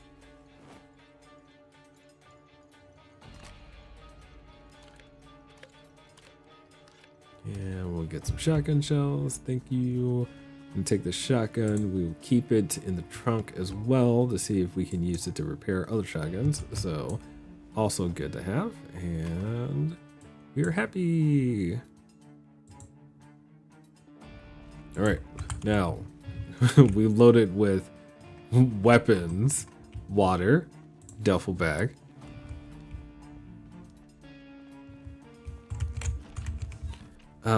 And then what else? Oh, like I said before, food, non-perishable items. And we can go over to Giga Market before we leave. We have to go that direction anyway because the generator is there. So blah. I don't agree actually, because for a city builder you want maximum graphics, or maybe that approach is why City Skylines 2 failed. Well, City Skylines 2 is still running on Unity, so let's call that out real quick. City Skylines 2 failed mostly because they didn't have somebody who understand optimizing with various different hardware, which goes to show how much they didn't test. And that's true even from the back end of the game. Like if you build a simulation and then not explain how that simulation functions, people are going to be confused. There was very limited transparency for various aspects of that game, and that's kind of the biggest issue. And that's also true with City Skylines 1. It wasn't as big of a flop because in the era that it came out of, City Skylines 1 competed against SimCity, and SimCity was trash. So if you compare trash game to not so trash game, that not so trash game is going to look amazing. But with City Skylines 2 being compared to its predecessor, entirely different story. It's trash no matter how you look at it. And that's where it came along. So if you set a benchmark, you have to hit that benchmark every time. That said, doing it on Unity still makes sense. And even Project Zomboid, like if you rebuilt Project Zomboid instead of having the Java code that it runs on, each one of these cells, for example, and then of course the coding behind it, you could do it fairly quickly in Unity. Unreal, you wouldn't have that. You'd have a better looking game, guarantee that. And you could build a pretty awesome platformer. I can get behind that statement. But would it be as optimized with the cell concept as storage? Because each one of these spots are still a storage container that can hold other containers that are essentially small databases of information inside the index. Like Unity's design is built to have that level of data management. Unreal isn't that way. It's just not as fluid, but the reason for it is because it's a different game type. Like you wouldn't build a game like this inside of Unreal. It'd be hard. And it's probably not going to be disk dependent. I'm pretty sure every game I've ever looked at in Unreal is very graphics dependent, whereas games on Unity are disk storage dependent because everything is basically a small database file. So perspective, very important to have perspective on what you are developing and why. But like I just said, if I was rebuilding Project Zomboid, I would 100% do it in Unity for sure. Just because for a one-to-one comparison, you probably can do everything that Project Zomboid already does in Unity. Whereas in Unreal, you'll be working it out. But it'll be a great platformer. You'll make a great FPS game inside of it. That's for sure. So, but again, my opinion. All right, so we are getting rested up. I don't think we're gonna make it past that. So yeah, we're going to bed. Let's take a look at our skills. Oh God, not even halfway on the fitness. It's terrible. Sleep.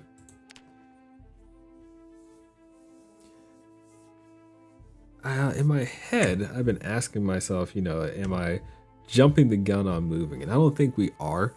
At this point, by losing water, we're probably very close to losing power as well. So being prepared to deal with that, I don't think is a bad thing.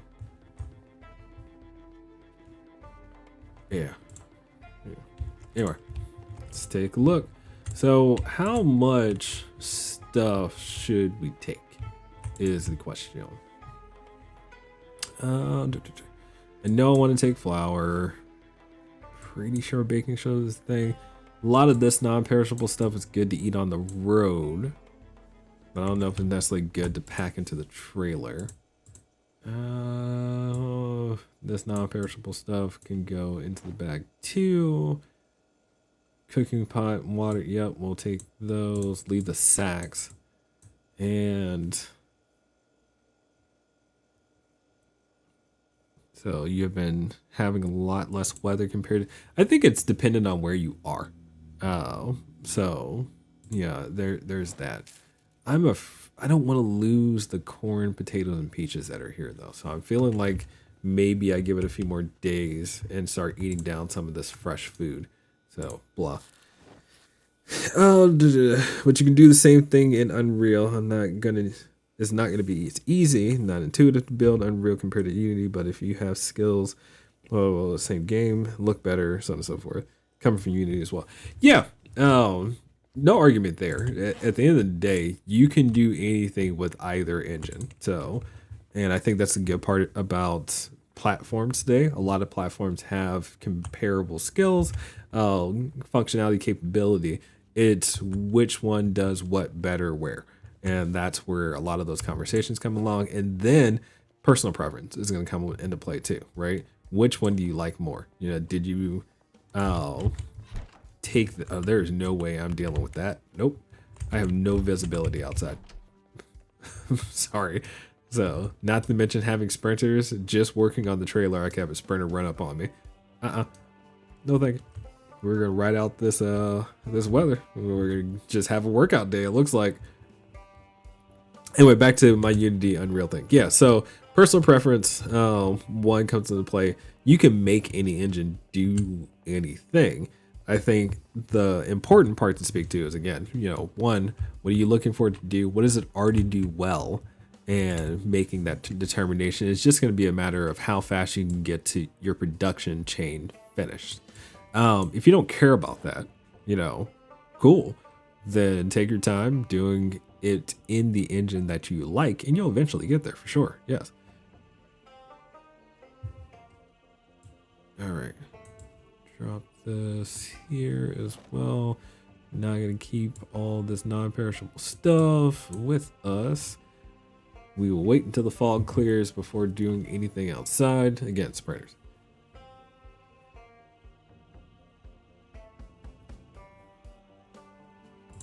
Yes. The answer is going to be yes, primarily because you can do it in either game, in either engine, right? I said before that Unity, it would be easier, one. Two, I think I want to point out specifically why I would make the advantage of Unity in this case, because Unity has a tendency to put most of the work for processing and post-processing on the disk rather than the graphics card. In a game like Project Zomboid, which a lot of people play potato, right? You don't have a major awesome looking computer to play Project Zomboid. Anybody who has a laptop can play Project Zomboid. And I think that's a real big, thing that people forget. Yes, you can make an amazing looking game in Unity, but the reach of your game may be impacted because you are not speaking to a target audience that is going to have a computer that can play it. That's my concern. when it comes down to it. You get better graphics. Yes, the engine has a lot more things that are built into it that are fresh and new and unique and take advantage of graphic card levels. I agree with that, but it doesn't change the fact that you are going to miss the mark on accessibility. And then performance is going to be a question too. If I can't run on an AMD card because I don't have what is NVIDIA's hyper thread processor, I can't remember. Regardless, that is an issue in my personal opinion. If you're making a game, you still want to have a reach to a customer base as far as you possibly can get it. And I found that working in Unity, simply because I can run more things on the disk and it does focus around that, better off. Now, can you get around it with some coding, with some scripting? Yes, absolutely. But it's work. It's work. No matter what you look at, it's work. And it's the work that you're trying to do, so personal preference versus, one that has a benefit in certain spaces versus another. I just think Unity is more accessible for your end product.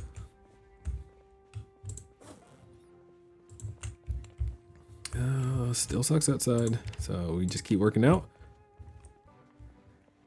What do you build in Unity or Unreal? It's been a while since I've touched anything Unity or Unreal, so let me say that now. The last time I built anything in Unity was I was helping with a mod on Stellaris, so that was a couple years ago.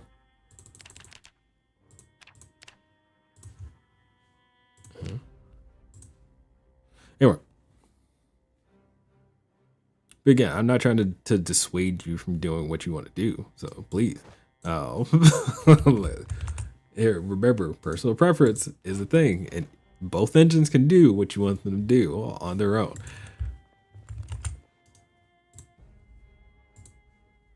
All right, let's see. Come on, get the rest. I burned out my torso. We're gonna be in pain. We did lots of sit-ups. That's true. Can we read something? Yes, we can read something.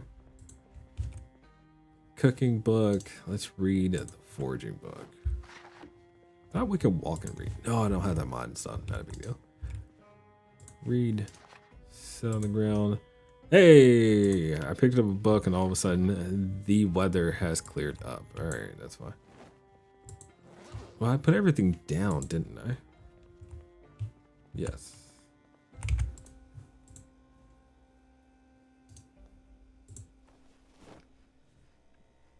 Good to go on food. So let's grab our non-perishables, put them in the bag. Has barely rained. It rained a lot the previous day, didn't it? Like we had rain and fog.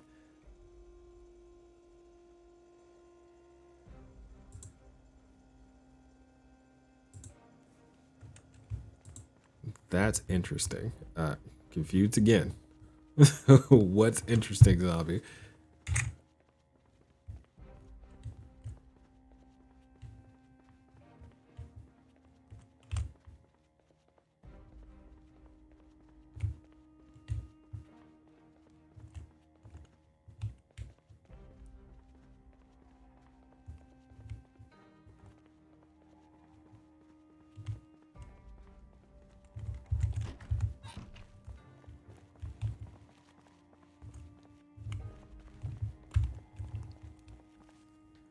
Oh my god. Let's see. How would we use Unity build a mod in Stellaris? I'm pretty sure it was Stellaris that we were working at the time. It's been a while. Like I said, I haven't touched everything for a minute. Stellaris. Goodness. Stellaris is not Unity, actually, now that I think about it. What engine is it?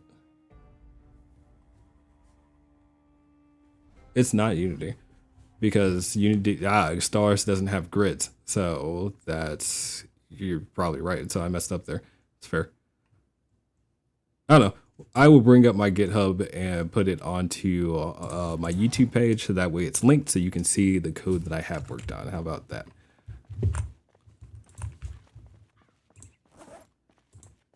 RimWorld mod. That sounds. No, it's been. I never played RimWorld. Let me say that now. So RimWorld is not a game I've ever played. I have looked at code for RimWorld, and I have a buddy who's been still trying to find a job in coding space, and he keeps working on RimWorld stuff, but it's not my cup of tea. So specifically because I don't like the graphics. Let me say that now. It's the reason why I don't like RimWorld.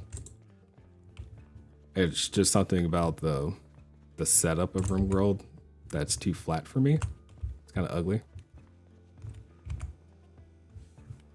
Factorio is a game that uses grid design.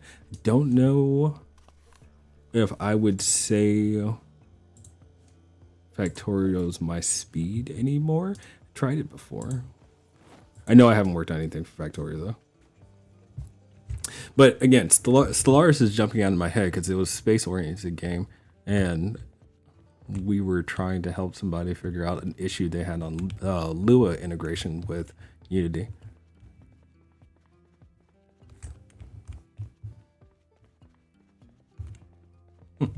Anyway, game. So we've loaded everything into the trailer. We are going out. So now I want to get to the gas station and see if we can get set up. Crap. My head is literally everywhere at the moment. The generator that we have at the gas station. So that's the plan right now. And if we can focus for a second. I know that our tummy is burdened with all of those sit-ups, and that is fair.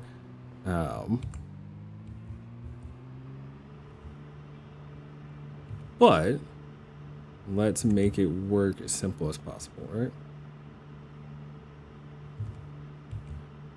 You know, I'm starting to feel like we're kind of going a little slow here. Is this a problem? I feel like the trailer makes us move slower. Is that true? Game? People? Anybody?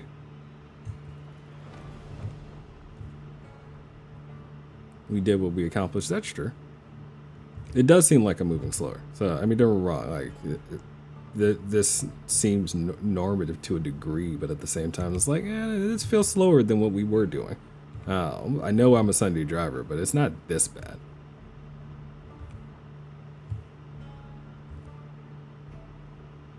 It's not this bad. At least not in my head. All right, so we are here. All the bodies are still here. They have not spawned.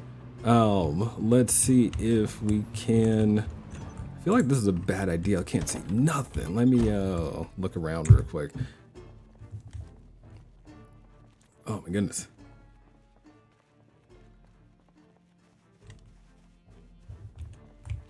Just one guy who's standing there.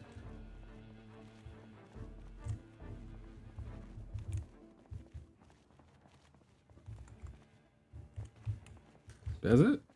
All right. Things look good. Sir.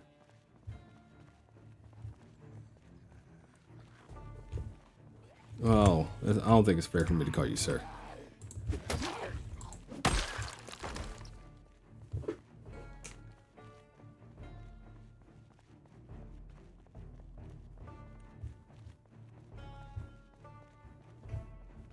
Let's take a look inside real quick. I'm curious about this too.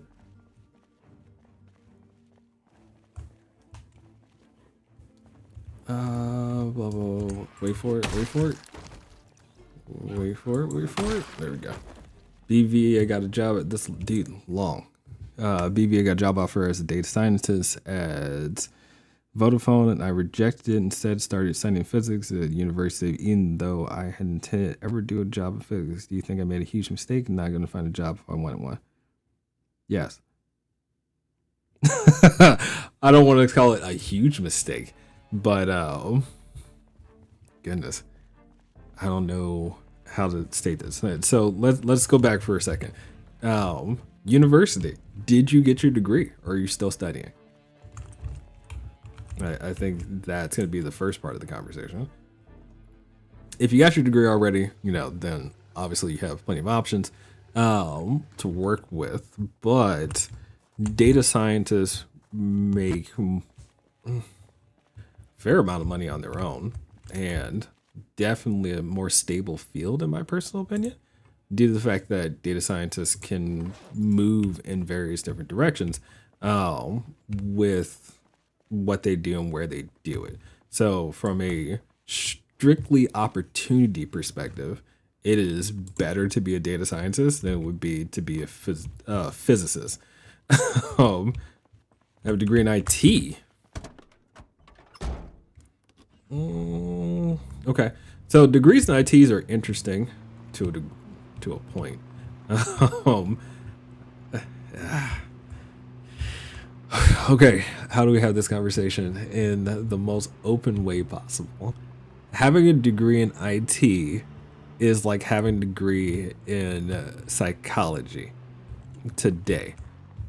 Lots of people have degrees in IT. Lots of people have degrees in psychology. Where did you get your degree? You don't have to tell me. But that should have pushed you into a program slash company that, saw that the program that comes out of your school in an effective way. If that's true, you get the experience that you need to start paralleling to other places and move on, right? But you should always take that first few jobs that are offered, internships, so on and so forth, because your university should have agreements and or be promoting pipelines that push you in certain directions. That's how the education system works, right? So if you don't take those opportunities, you end up being 100% on your own. Having a degree in IT and being 100% on your own, what opportunities you have? Not as many as you might think. And because everybody has a degree in IT, it's a dime a dozen for a person who can work on Windows or write Python code or so on and so forth. Like, what makes you different? How do you stand out? So to burn that bridge is usually a bad idea unless you have something else lined up, right? Now, taking that statement, realistically speaking, which one does better? IT is fine, all right, physics is fine, but at the same time, you got to use your connections, you got to use your network. That's just the simplest way to put it. So going back to your statement of, do I think you made a huge mistake by not taking the data scientist? No, but you still did technically set yourself back because that was the pipeline that you were working on. So what else do you have in mind? Now you're getting a degree in physics. I hope it's a master's slash graduate degree. If it's not, again, more questions are going to come from that. If it's another bachelor's, don't do that. What you probably should do is find a graduate program that would take you as your IT experience, your IT background, and then mix it into your graduate studies in some way, shape, or form. Now, I'm saying that being the person who has done something similar, my degree is in geriatrics. Like, my field today is geriatrics. My background, my entire work background is IT. The benefit in my personal case, though, is I get to mix the fact that the geriatrics industry does not have strong IT backing. So a lot of knowledge from my industry that I've worked in for 14 years does carry over, and I'm not losing a ton of experience and time. So for an academic, in your case, it sounds like you classify as academic because you have a degree but not a ton of experience in the workforce. Did you set yourself back? Yes. I'm not going to argue about that. Are there still ways to make it work? Yes. But you kind of have to play the game. If you don't play the game, then you do what you're currently doing, which is making a game and becoming an entrepreneur. Entrepreneurship is a good way to go too. It's hard. And you do have to make some sacrifices along the way. So I hope that is clear. I'm not trying to tell you did something wrong, because you didn't. You still followed what you wanted to do, and that's a good thing. That makes you happy. But from a strictly business perspective, if we were connected on LinkedIn, it might look weird. I don't think I want to play the game. That's fair. I don't know how to say this without it sounding bad, though. No matter your personal feelings on it, we're all playing a game. um, It's just which game did you decide to play? It sounds like you didn't want to play the current pipeline that you were on with the university that you're with, and you want to go a different direction. That's fine. What other game are you playing? You know, which group are you dealing with? What people, what connections are going to matter to help you get where you're going? Um, if you decide to go your own route, which is build your own and so on and so forth, that's still a game too, because you have to work with knowledge and understanding of information. You have to make sure that you don't flop and overspend in various different ways. You're still playing a game. Um, it's which one did you choose? And I'm not telling you you're wrong to not choose the one that you were being forced into from the university. I am telling you that you're still going to experience something associated with playing politics, building relationships, and turning something into business opportunities. That's just a reality. So, again, I'm not trying to talk down, and I hope you don't feel like I'm patronizing you, because that's not my intention. I am trying to say that there are certain things you just can't avoid in the process. And one of those things is the connection part of it. People are always going to be involved. The opportunities that comes from the institutions that you're connected to, you have to lean into them, and then recognizing what your passion is. If physics is it, I dig that, but that also means you got to start building connections with people in physics, and however that's going to look. If data scientists slash IT programming, so on and so forth, it is whatever that thing is going to be for you. You need to embrace it and then start recognizing what that land field looks like so you can navigate it. And it's okay to be like, look, I've been doing this for 10 years. I'm going to move on to something else. A lot of us do it. Like I just got to say, I did it, right? I have changed my industry. But at the same time, I found a way to change my industry in a way that allowed me to take my experience and not lose time. And that took me talking to the right people, going to conferences across the country and stuff like that to learn and build relationships. It is a game. Yes. And it's a game we have to play. I tell people all the time, I hate politics. I'm doing politics today. Like I am. Oh, it's just the way, man. But I mean, if you think of it this way, nobody's an island. We're all part of a community. And finding ways to integrate into the right community is really what you're trying to do. So even the indie game world is a community, man. Oh, I just remembered. Star Drive. Oh, that was the game I was thinking of. Thank God. I don't know why it took me so long. I apologize for shouting into my mic. Star Drive is the game. Not Stellaris. I remember various different space games. Crap.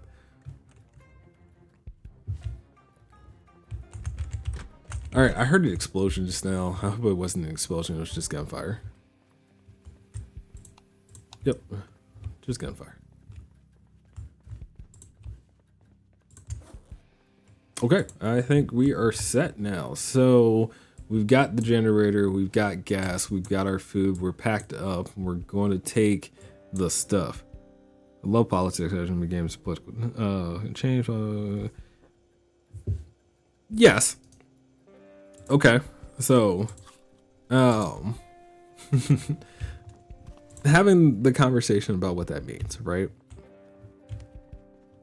You still, if you have something that is attempting to reach people in a certain way so they can experience and be motivated and driven, you have grassroots that can drive something like this, right? People will take your game and talk about it and hopefully promote it to other people, so on and so forth. But there is still the initial, how do you get it off the ground? You've built the game to completion. We don't even talk about all the technology portions of it. You've finished it. Maybe it's a year from now. Maybe it's 2 years from now. Then you decide, I need to put it on a platform. You choose Epic or Steam, whatever. You post it up there and then you hope for the best. It's more than that. You still need things to come along with that. So, I see what you mean. I thought you meant your vegan game. All right, so yes, the political game portion of it, got it. If you enjoy it, awesome. And yeah, that's just kind of the thing. So in your case, I encourage you to still pursue your dreams. Like, let me be very clear about that. And I don't know how old you are, and I don't think it matters. At the end of the day, no matter how old you are, you still should be working towards something that you want to do. So that's important. But if you, I can't tell you that you didn't lose or time in certain way, some shape or form after getting a degree in something and then going a different direction. You did lose time, yes. But I also wouldn't say it's a wasted time. Find ways to make what time you spent work into other things. How old am I? I have no problem with answering this question. I am 35. I am 35 years old. In my lifetime to at this point, which sounds weird, right? I've worked for the United States military. I've worked in cybersecurity. I've worked as a systems administrator. I've worked in support. My primary background is Linux engineering because nobody likes Linux and I do. I'm running a Linux right now. So Linux is pretty much my entire foundation. And then I pivoted when I went back to school to get my actual degree. And I went into a death and dying class and learned about how we age. And I became an advocate on living well and living the dream. And I mean, it's part of the process of me becoming vegan too. So my advocacy turned into my work. And the way I chose to advocate was essentially to do what I'm doing right now. So, dang old man. Yeah, Kobe. Which, I mean, Kobe and I, we know each other from a different game. So that's always nice. But saying the words, yes, I am 35 now, you know, so it's crazy. I say crazy. I don't think it's crazy at all. It still feel like, you know, I've got so much more to do. Oh, but yeah, I like long walks on the beach. It's not actually true. I do like lots of running though. I run pretty often. I bike to work. You know, I try to stay active. I have a certification in vegan cooking. I am a chef. So, Robix online, Robix.com has a online cooking course that you can get certified to as a chef, you know, from a culinary perspective, and you can work in the kitchen. So they actually encourage you to do like a stint in the kitchen during the course, which I did. So it's a thing. And there are lots of elements to me. I am a jack of all trades. But at the same time, that's because I get interested in things and I dive headfirst into it. So I have to manage myself. And the way I manage myself is recognizing like, how can I make money off of what I'm doing? Not everything you can. So IT has been a foundation for me in terms of bringing in money into my household, right? And then everything else, you know, became supportive of it in some way, shape, or form. So, Jesus Christ, there's so many zombies. Do we go this way? Do we go this way? How's my axe? How's my axe? It's can handle it, but that's a lot. You know what? We're not gonna kill every zombie we see. We're gonna drive through them. Let's see how that works out. We don't know how many sprinters. It's very true. It's very true.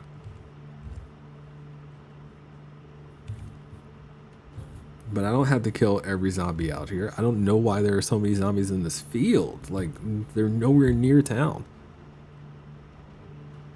How much money do you actually need? That is a good question. So, I'm a big proponent of having what you need, right? So, I call myself a minimalist because I do have, you know, limited amount of clothes. I have a vehicle, yes, but I don't drive it very often. I make sure that I have a vehicle that's gas efficient, so I get 40 miles to the gallon, blah, blah, blah. So how much money do you need? It's going to be dependent on where you live and what you expect your lifestyle to be. I live very simple. Like, I live connected to my community in the sense that I don't extend past 15 miles for what I shop at, where I go to, where I hang out, so on and so forth. My friends and let's call my family are also close by. So, and travel is, oh shoot, this is not the way I want to go. Travel is not something I do often unless I have to. And usually I don't spend my own money associated with travel. It's very much, you know, business related. So, but you also have to account for cost of living. and that's a big deal. I own a house. I do believe in having a house if you can afford one. And it's not affording a house. Actually, having a house is cheaper than having an apartment. It's the initial stage of buying a house, and that's usually where people get hung up at. Luckily for me, being a soldier, I had that opportunity. So, do I live within my means? Yes. Yes, I do. Enough to where I can save for my retirement as well. So, how much money do you need? It is going to be an argument of it depends. There are a lot of variables. I feel like the work I can do to make money is not the same work that I can do to bring me closer to my actual goals. Just life support. It's an interesting statement. A lot of us work jobs that just support our life. That's true. And that's, again, a pill to swallow. We don't live in an era where the work you did, impacts the world in some profound way along with supporting your lifestyle. We just don't. If you don't have a farm today, you most likely are just working, a job. And that job may not actually touch the lives of other people. I'm sorry. That is a reality. So finding meaning in the everyday actions of the people around you and how you impact their lives is probably the best you're going to get. But is it really that bad? And that would be my challenge to you. How does not just your work, but your attitude, the way that you carry yourself, impact the community that you're part of? Are you part of a community? And if you're not, I have a lot of questions for you. And this is right here. Like, we're hanging out on Project Zomboid, we're talking, we're playing video games. Is this a community? Kind of is. It kind of is. We're not in the space yet where we should call ourselves a community. I'd have to set up Discord and make sure we're communicating often and so on and so forth. And the only reason why I haven't done that is because that would take away from the community I have established here in real life. Not to say that I shouldn't do it. It just has been something that I've been dreading because I know how weird that can get. You just saw Fantasy Gamer with the countdown. It's like, bro, I know how young you are, but let's not do that. And I gave the guy a warning. He didn't want to hear it, so all of a sudden he gets the suspicious user tag. Like, come on. So educating individuals is still something that happens. We have to guide everyone. It's not the young or the old. Everyone is going to have these type of scenarios. So the work that you do that brings you to life sustaining, which keeps money in your pocket, keeps you living, keeps you eating, keeps you breathing, I don't think that's a bad thing to have, assuming that you have other work that you appreciate, which impacts other people's lives. And if you don't have that other work, then I have questions for you. That's it.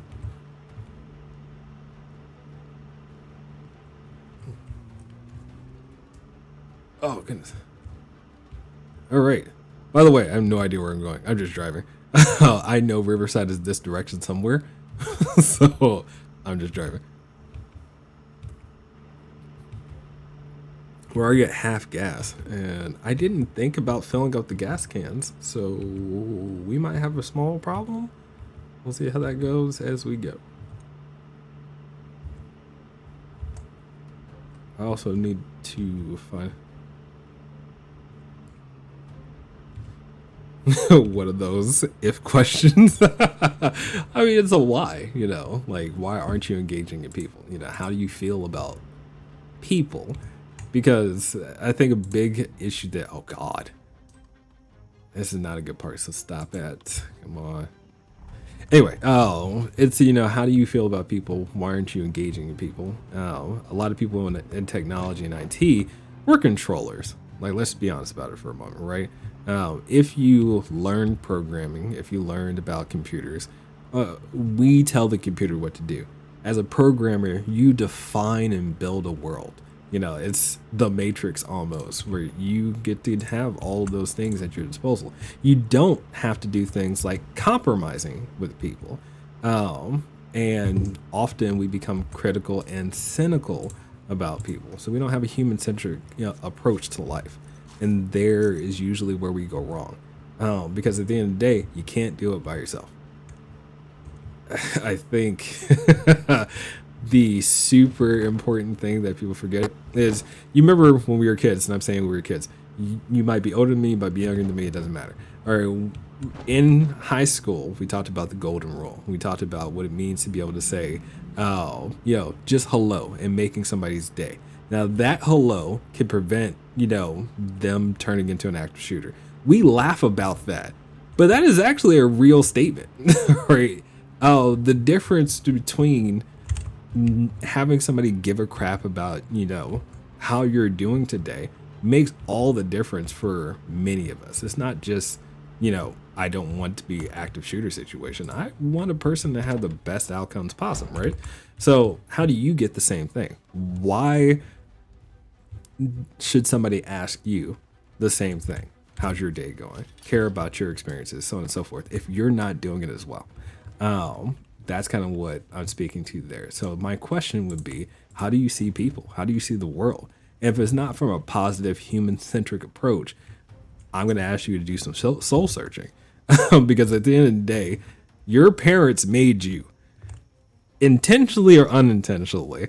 And you also have to recognize that life is actually statistically very difficult. You are a rarity compared to how many different genetic combinations that could have came from the sperm and egg that was associated to your parents, all the way down to the fact that you actually survived the entire process of becoming a person. So if you can't recognize that in yourself and then give that same respect to the people around you, what are you doing?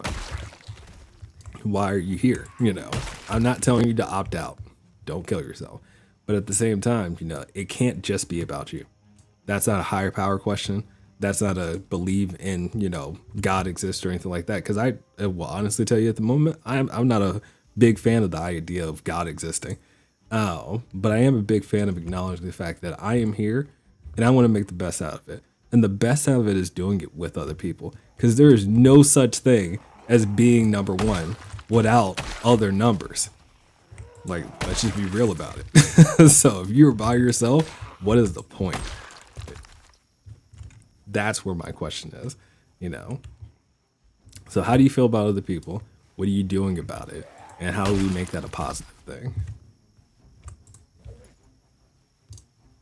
I got preachy. I do care about other people in a theoretical way, but not very.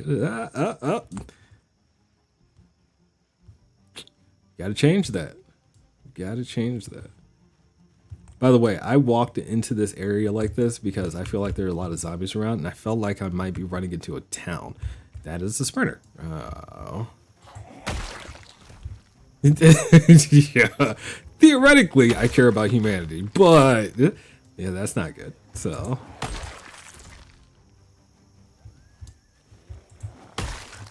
I'm gonna let PRMR speak to that one a little bit. I am a little focused. I realize I'm in farmland. I acknowledge that. I just don't know exactly where I am. I'm gonna get back to the vehicle. I won't get too far away.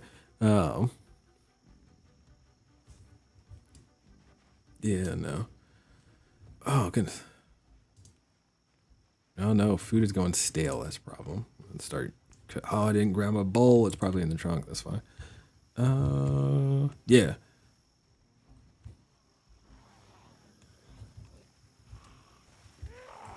Let's turn it around then. What you gonna give me, zombie? I feel like you can throw some random philosophical question at me. I'm ready. I am ready. Yo, I just came through here. Y'all weren't there. Oh, is this the police group? Are you guys smart zombies and remembered me this whole time? Woo!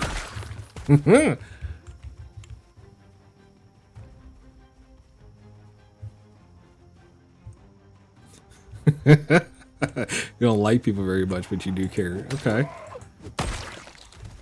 Give an example. I dig it. All right.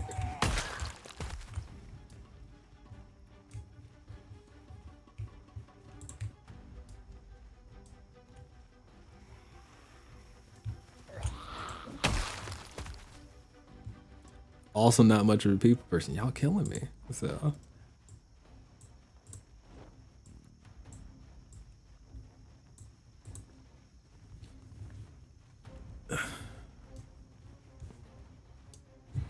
Now, don't get me wrong.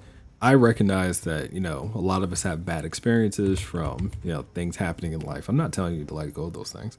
Um, I will say that for every bad experience you've had, you've probably had 200 good ones. You just don't remember. A lot of us don't acknowledge the small things in life. And I think that's super important.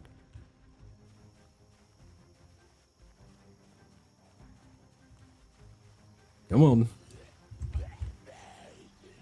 Also, not much of a talker. That's an interesting point. So, the talker conversation, extrovert versus introvert, right? So how about this? For Colby's sake, right? If you were invited to a party, hang out, whatever, so on and so forth, is your first thought no? Or is your first thought, why not?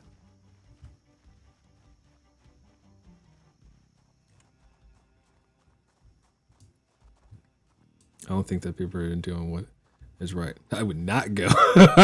So that's not extrovert introvert at that point. I don't know. There's the questions of why and whatnot. It's like you don't want to be bothered. It's like, yeah, okay. But that means you're also avoiding community, and that's unfortunate. So, oh, all this food's gonna be rotten. Oh, don't think people are good in general. I disagree with that. Now, I think a big problem with that portion of the conversation is going to be, how do you define good or bad? And then also, what is right and what is not right? Um, a lot of definitions that you have to make in that particular case, right?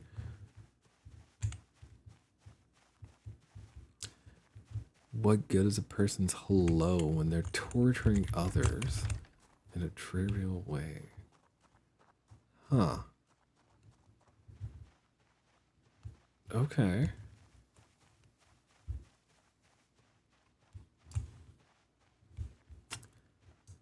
Well, I see the problem here. And again, the perspective that we have is really what guides our thought processes. And it sounds like the perspective that I'm hearing here is that you just don't see specifically the good in the world and in people. You expect the bad, right? So having this conversation again is hard because I can't change that perspective. I could show you myself, right? Um, Being forthcoming and being honest, and being open. And that's exactly what I've done. Me putting myself here on stream to chit chat and talk and BS and whatnot.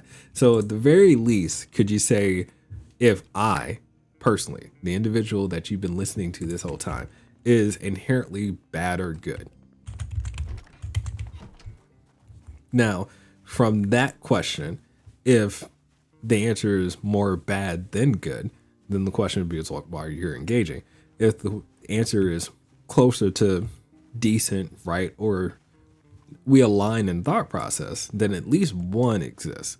And if one person in the right category exists for you, then others should exist as well, Zombie. That's my approach. Oh, if you have met at least one person that you can categorize in a positive way, others must exist as well. Kobe says, I have a lawn care service and most days are talking to my customers, but as far as this goes, it's just not talking to me. Zombie's like, yeah, he seems pretty cool. So if I seem pretty cool, I'm going to argue that there's at least one other person in your current community, all right, wherever you are right now, the people that you talk to, so on and so forth, that are too, if you can give them the opportunity to show you. I'm not saying everybody is.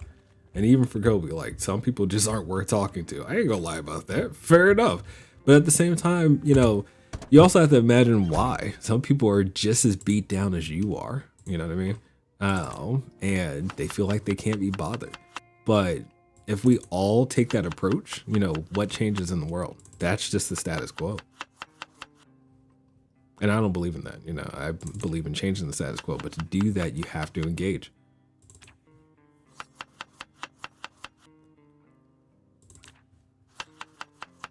And How we doing? So, gotta eat the food real quick.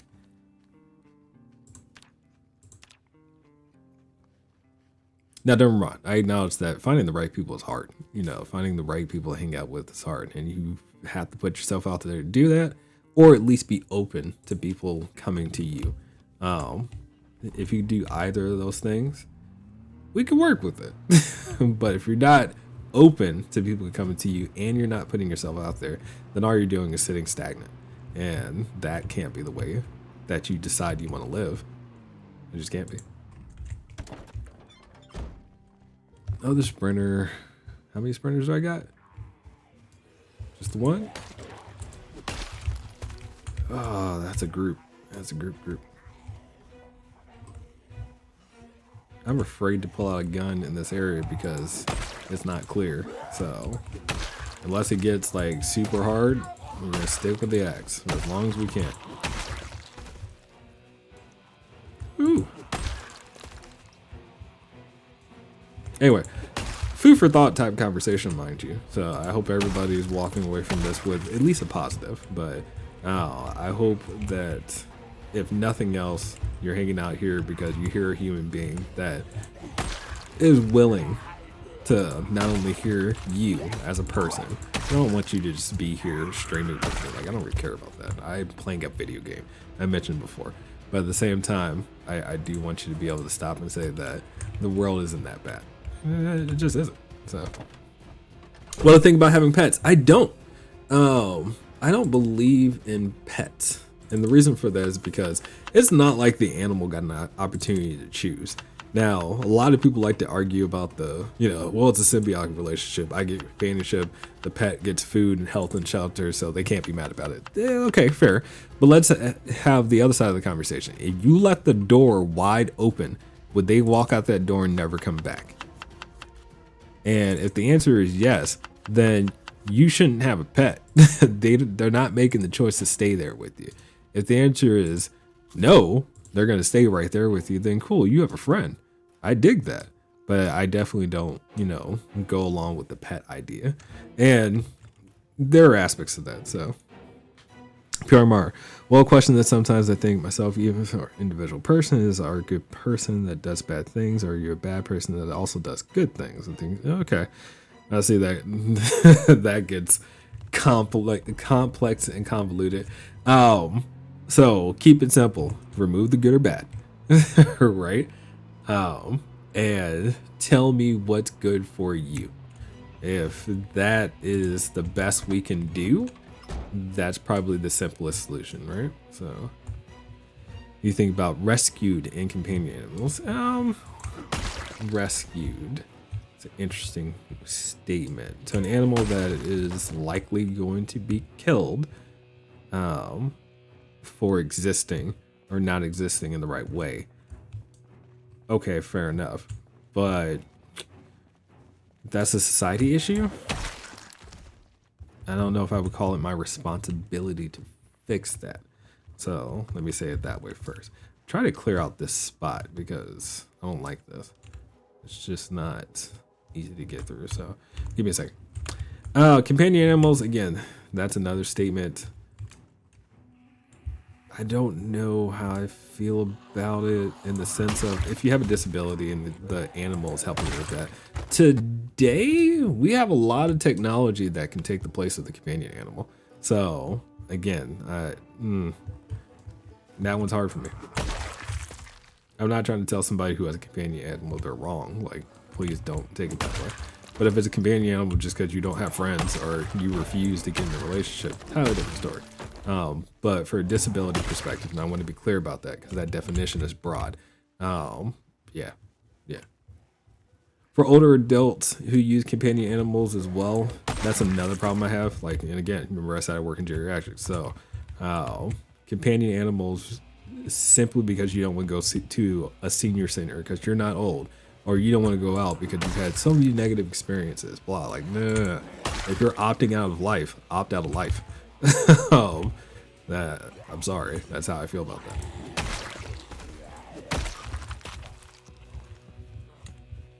Yeah, I want to be clear about the statement, right? So if we are just talking about I have a pet, and I'm also vegan, no, because again, choice.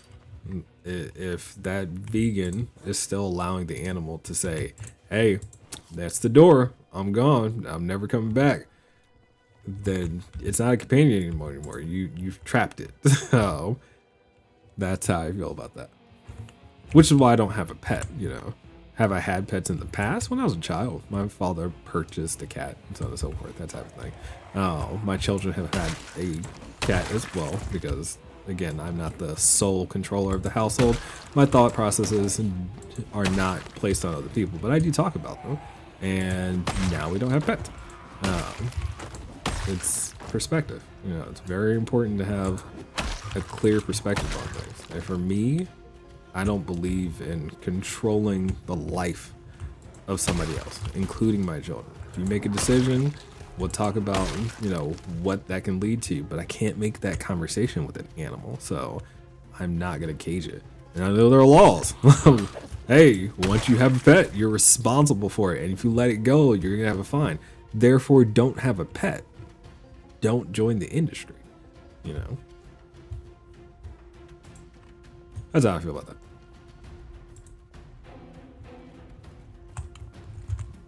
Oh, goodness. All right. But it also tells you how I feel about relationships, too. It's one of those things where somebody's ready to go, let them go, We're not vibing in this relationship anymore. Okay. Bye. Have a good time. I hope you find happiness. Somebody shouldn't feel locked in, trapped, etc. And animals can't tell you they're trapped. They can attempt to run away. And if that pet attempts to run away, it's time, and people don't let that happen. So you couldn't tell me otherwise. That's the issue there. All right, it is already 9:20 in game. And we are not safe. Claim that her rescue pet was fine because it died otherwise, but from my perspective, they're contributing to the very same practice, non-invasive. So by that paragraph, zombie, I agree. No arguments for the statement that you just made.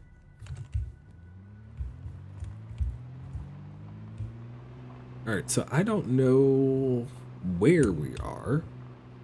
I'm fairly certain we're probably about halfway to Rosewood. I said Rosewood. Riverside. And let's pull up the map before I say any more. Yeah. If this is the river here and we're on this cell, we're probably about halfway there. Probably a little less. So I'm trying to decide how much longer I have on stream. I think it got a solid 15. Excuse me. So do we keep out the road and find a place to park? Or do we park here for the night and try to sleep? And that's the question I'm asking myself at the moment. Yeah, I think we park here for the night and try to go to sleep. We won't sleep just yet, though. Do we have enough gas? It's a good question. I have one canister in the back. And currently, if there's another town or gas station along the way that we can hit, then we're golden. If not, yeah, we got some struggling that's going to happen. But we can also still siphon gas from other cars. So something to think about, something to call out. Sleeping on this, bad quality for bench. Let's see, anything else inside this household? I don't think you can sleep on a stool, can you? No. Crap. I wanted to see if any of these sitting situations would be at least average. If I could find a tent, that'd be nice too. But yeah, these are all going to be bad quality. So, but this is a playground, so you wouldn't have a playground without houses nearby, right? Right? It's like a park. I don't want to drive around and burn my gas, so I'm taking a look around at the moment. Okay, so farmland, there's a driveway here. Let's take a look at our weight situation real quick. 97 kilos. We're doing well there, so was the role of religion in the world that you are striving for? I don't think I would ever tell you there is a role for religion. Um, Religion is a belief that for some shapes their morals and ethics.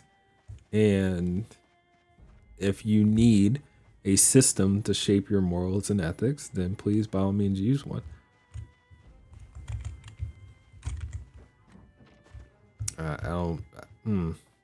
Yeah. So I'm not going to tell a person not to believe, in something. I do think that so long as religion stays individualistic and not a basis for you to essentially persecute others, then we're fine. That said, religion is quite often used to persecute others. I acknowledge that, but that doesn't mean that's the way it was intended for. A lot of people have a tendency to turn things into I'm gonna use the word methods to promote their means. I'm saying it that way intentionally, right? So I could take the Bible and make it say whatever I want to if I put the right verses together. I could take the Quran to do the same thing. I could take many religious documents and make a doctrine that says whatever I want it to say. So that's promoting, whatever my intentions are, utilizing religion as the means to my ends, and that is wrong.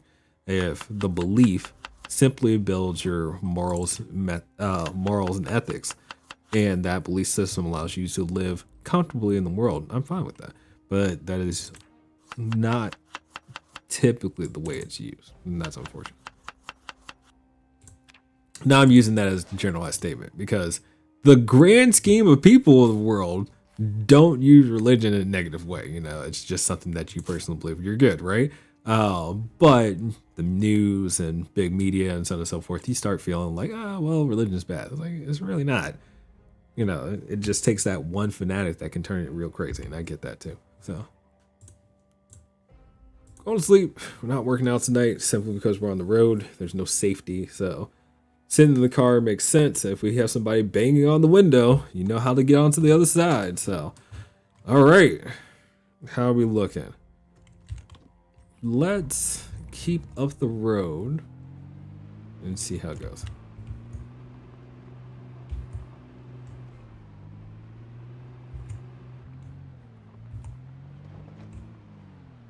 It's always wrong, not only because the whole religion that but simply because of all thinking someone's true is not actually true.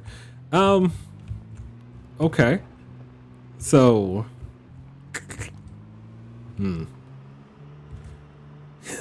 taking that approach to things, how do you prove a fact? Facts are observable events that can be repeated utilizing scientific method, and that scientific method could suggest through hypothesis that this is an absolute fact. Now, in truth, every fact that we've had that can stand up to some level of scrutiny, and you also have to recognize the limitations associated with the scientific method that built the fact. So, I'm saying that for a reason, right? There was a point in time where we believed that we were the only galaxy, we were the only universe. There was a time where we didn't actually believe black holes were black holes. And there was a time when we thought that black holes were different than they are because they were all considered facts. So facts have the opportunity to be wrong. Religion should also have the opportunity to be wrong. It's just how belief systems work. What you base your belief system on is up to you. And how many people decide to go along with what you're presenting as fact, again, up to them. Humans are fallible, and it doesn't matter if you apply science or religion to that particular perspective. You will always find one thing that is true. We never get facts 100% right. We are always open to changing facts. Why not give that same credit to religion as well? So that's my argument to that. And that's from a person who is non-religious, right? But I think fair being fair, you can't tell me that facts can change and religion can't change too.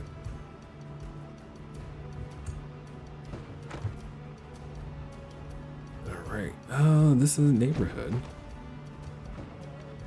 So, where is a safe place to fight at? It's a fight for sure. The question is where to fight for. Oh God. All right, this is it. Sprinters. Sprinters? No sprinters. Do I think religion can possibly be right? I think everything has the possibility of being wrong. So, if everything has the possibility of being wrong, then everything has the possibility of being right too. Again, if we speak in absolute values, then both have to be true.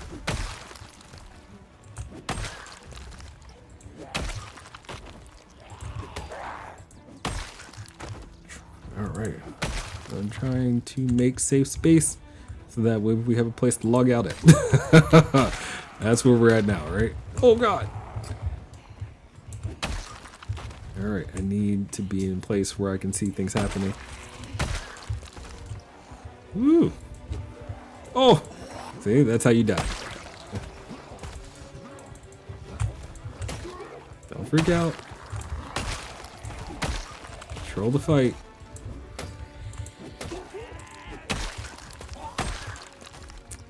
We're good. We're good. Okay. We got some slow people around too, and that's okay. I won't. Actually went. Yes, it's our highest melee weapon skill. Not to mention that is where we're gonna get most of our bonuses from at the moment. So I'm gonna stick with the axe. I think I have another one ready somewhere, and I need to grab it just in case this one goes bad. Do I have it on my person? I do have it on my person, so we're good.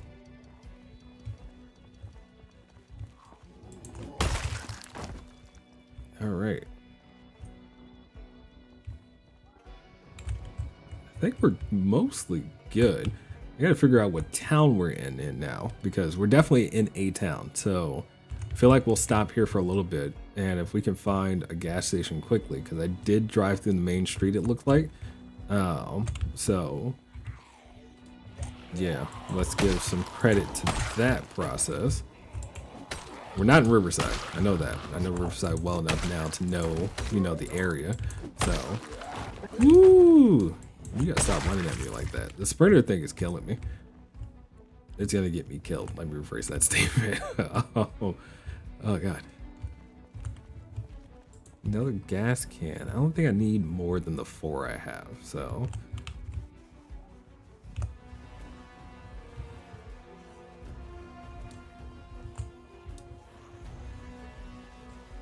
We good? Good there, good there, good there. Murdered a bunch of zombies. Alright. Alright. Okay, so what we do? What we doing? Yeah, but going back to what, you know, we were talking about zombie. Religion is trying to describe something that is out of the world. And every religion, etc., etc., etc. Okay.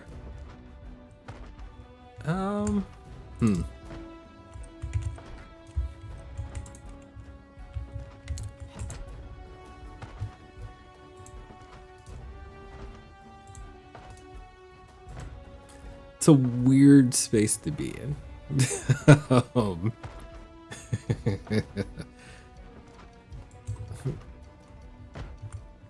In that argument, oh God, you were a sprinter inside the house, bro. Anyway, in that argument, you're saying that hypothesis has been created, and based on that hypothesis, right? So let's just be real about what the same here. Religion is trying to describe something that is out of this world. So any and every religion is just a guess. One pick from an infinite amount of options that is a chance of 0. So it's certainly false. Okay. Bring it back. All right. Looking up in the stars. Today, we have different instruments that can measure the opportunity for something to be real. One of those things that we are currently arguing about, and I'm going to use the word arguing intentionally, is dark matter. And the reason why we're having that argument is because we've suggested that dark matter exists simply because we can observe its effects, is what we say, right? Now, dark matter is consistently been changed in our lifetime in terms of its definition due to the fact that every observation of dark matter has been wrong so far.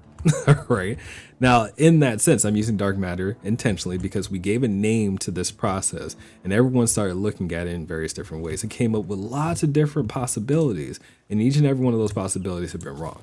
We know it exists. For the most part, we know something exists, and the measurement on how it's being impacting both gravity and the space between our reality and other universes that are out there are all things that we're hypothesizing and attempting to prove. And guess what? Not one of them have actually been proven yet. So if that is something that you can accept, but you can't accept the fact that religions are also guessing and trying to find ways, or simply choose not to find ways to attempt to prove it. What are we doing? Is there a way to take the information that is inside of a religion, doesn't matter which one, and then attempt to prove it?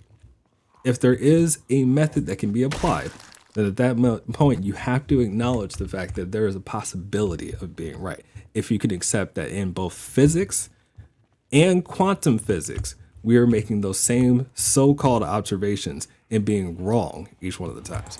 I'm simply putting equal footing on religion and science, because with science, we're arguing that things are true and consistently disproving them.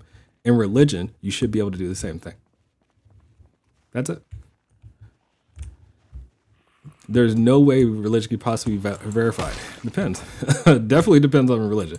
Certain religions you can work with a little bit more. No, there's not so much, right? Now, not all religion is strictly based on nothing. So giving fairness again to the argument's sake, Catholicism has a very strong foundation on historical moments that have been described in certain ways.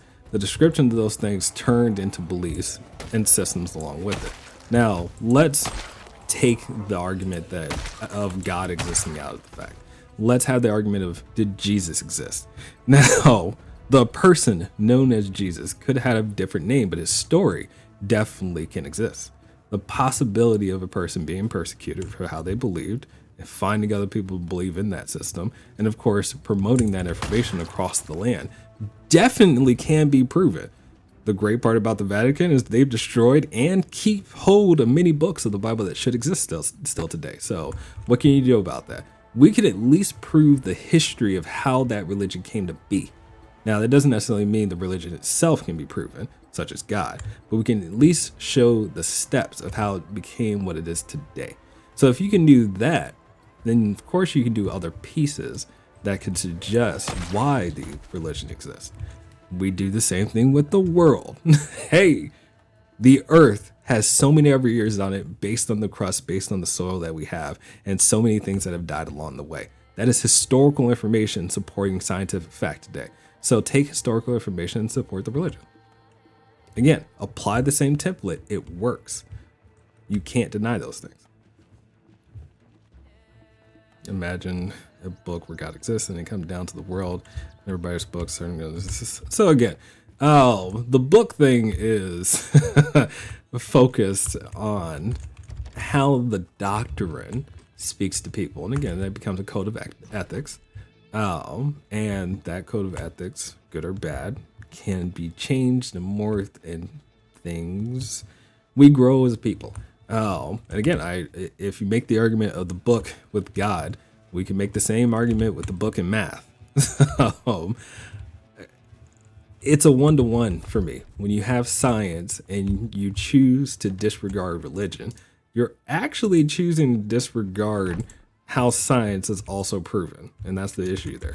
So you have to acknowledge the place between those things. I'm not telling you the book process of, hey, this is the one book for blah. That's not what I'm saying. I am saying that can that religion exist and have elements to it that can tell you and point you to how that religion came to be? Yes. Does that prove God or not? No. And my argument is not stating God exists or not. My argument is stating how that religion exists, how it's been socialized, and why it still continues today can be proven. Agreed. I acknowledge what you're saying. You're not saying the Bible. Fair enough. I am pointing out the reference to the book. There are only so many other religions in the world that actually utilize a book as a doctrine. So, in fairness, you have what, less than 20 when you reference a book in God. So let's be real.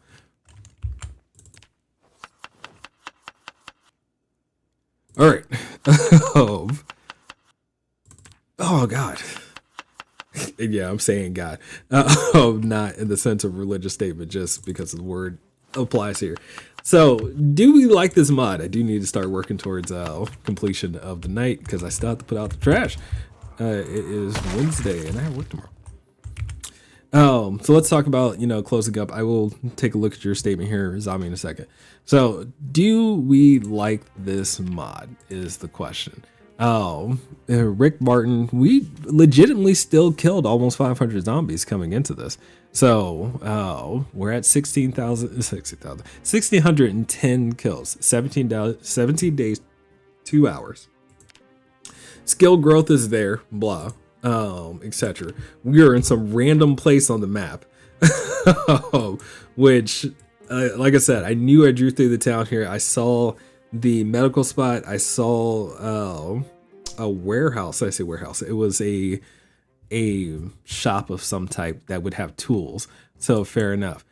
Down this road looks like I'm gonna find hopefully a gas station. So we're gonna hang out in this town for a little bit and see what we can get our hands on. But we've left Rosewood officially. We have a trailer. We have the cars right out here. Yay. We did not find an RV, and that's okay. But I kind of dig the random zombies mod. I'm into it. I really am. So we're gonna keep it. And I said before that we were gonna, decide whether or not this save will continue, so on and so forth, or if we were reset. We're gonna keep it. So we're gonna run with it. This is gonna be our new way. That said, the individual on YouTube who originally suggested should get credit for it, and I'm kind of blanking on the name, so let me pull up on my phone the comments. Oh, goodness. It was Silly B Swirls 5155. All right. Who said that I should get some variation of zombies. So I hope that this was kind of the direction they were looking for. I know there are other mods that can make the game more like Left 4 Dead with the boomer and the jumper and so on and so forth. I don't think I'm going to do that. That's not what Project Zomboid's engine is really built on. So, but this was fun and I like this and we're going to keep it. We got sprinters. So fair enough. Take a shower. You're gross. I agree. The dude is definitely covered in blood, but actually, this is not a place we're gonna stay very long. So we can use the bathroom, and if there's water, why does it say turn off? Water. Yeah, water is still gonna be a problem. Oh, toilet water, sink water. We don't have a bathtub in here, so I can't shower. We don't have that level of access for water. So yeah, Kobe, we'll bathe. After the fact. We'll bathe after the fact. But it's been good. YouTube crew and whatnot. I hope you enjoy this. And of course, as usual, I'm going to see you in the next one. Cheers.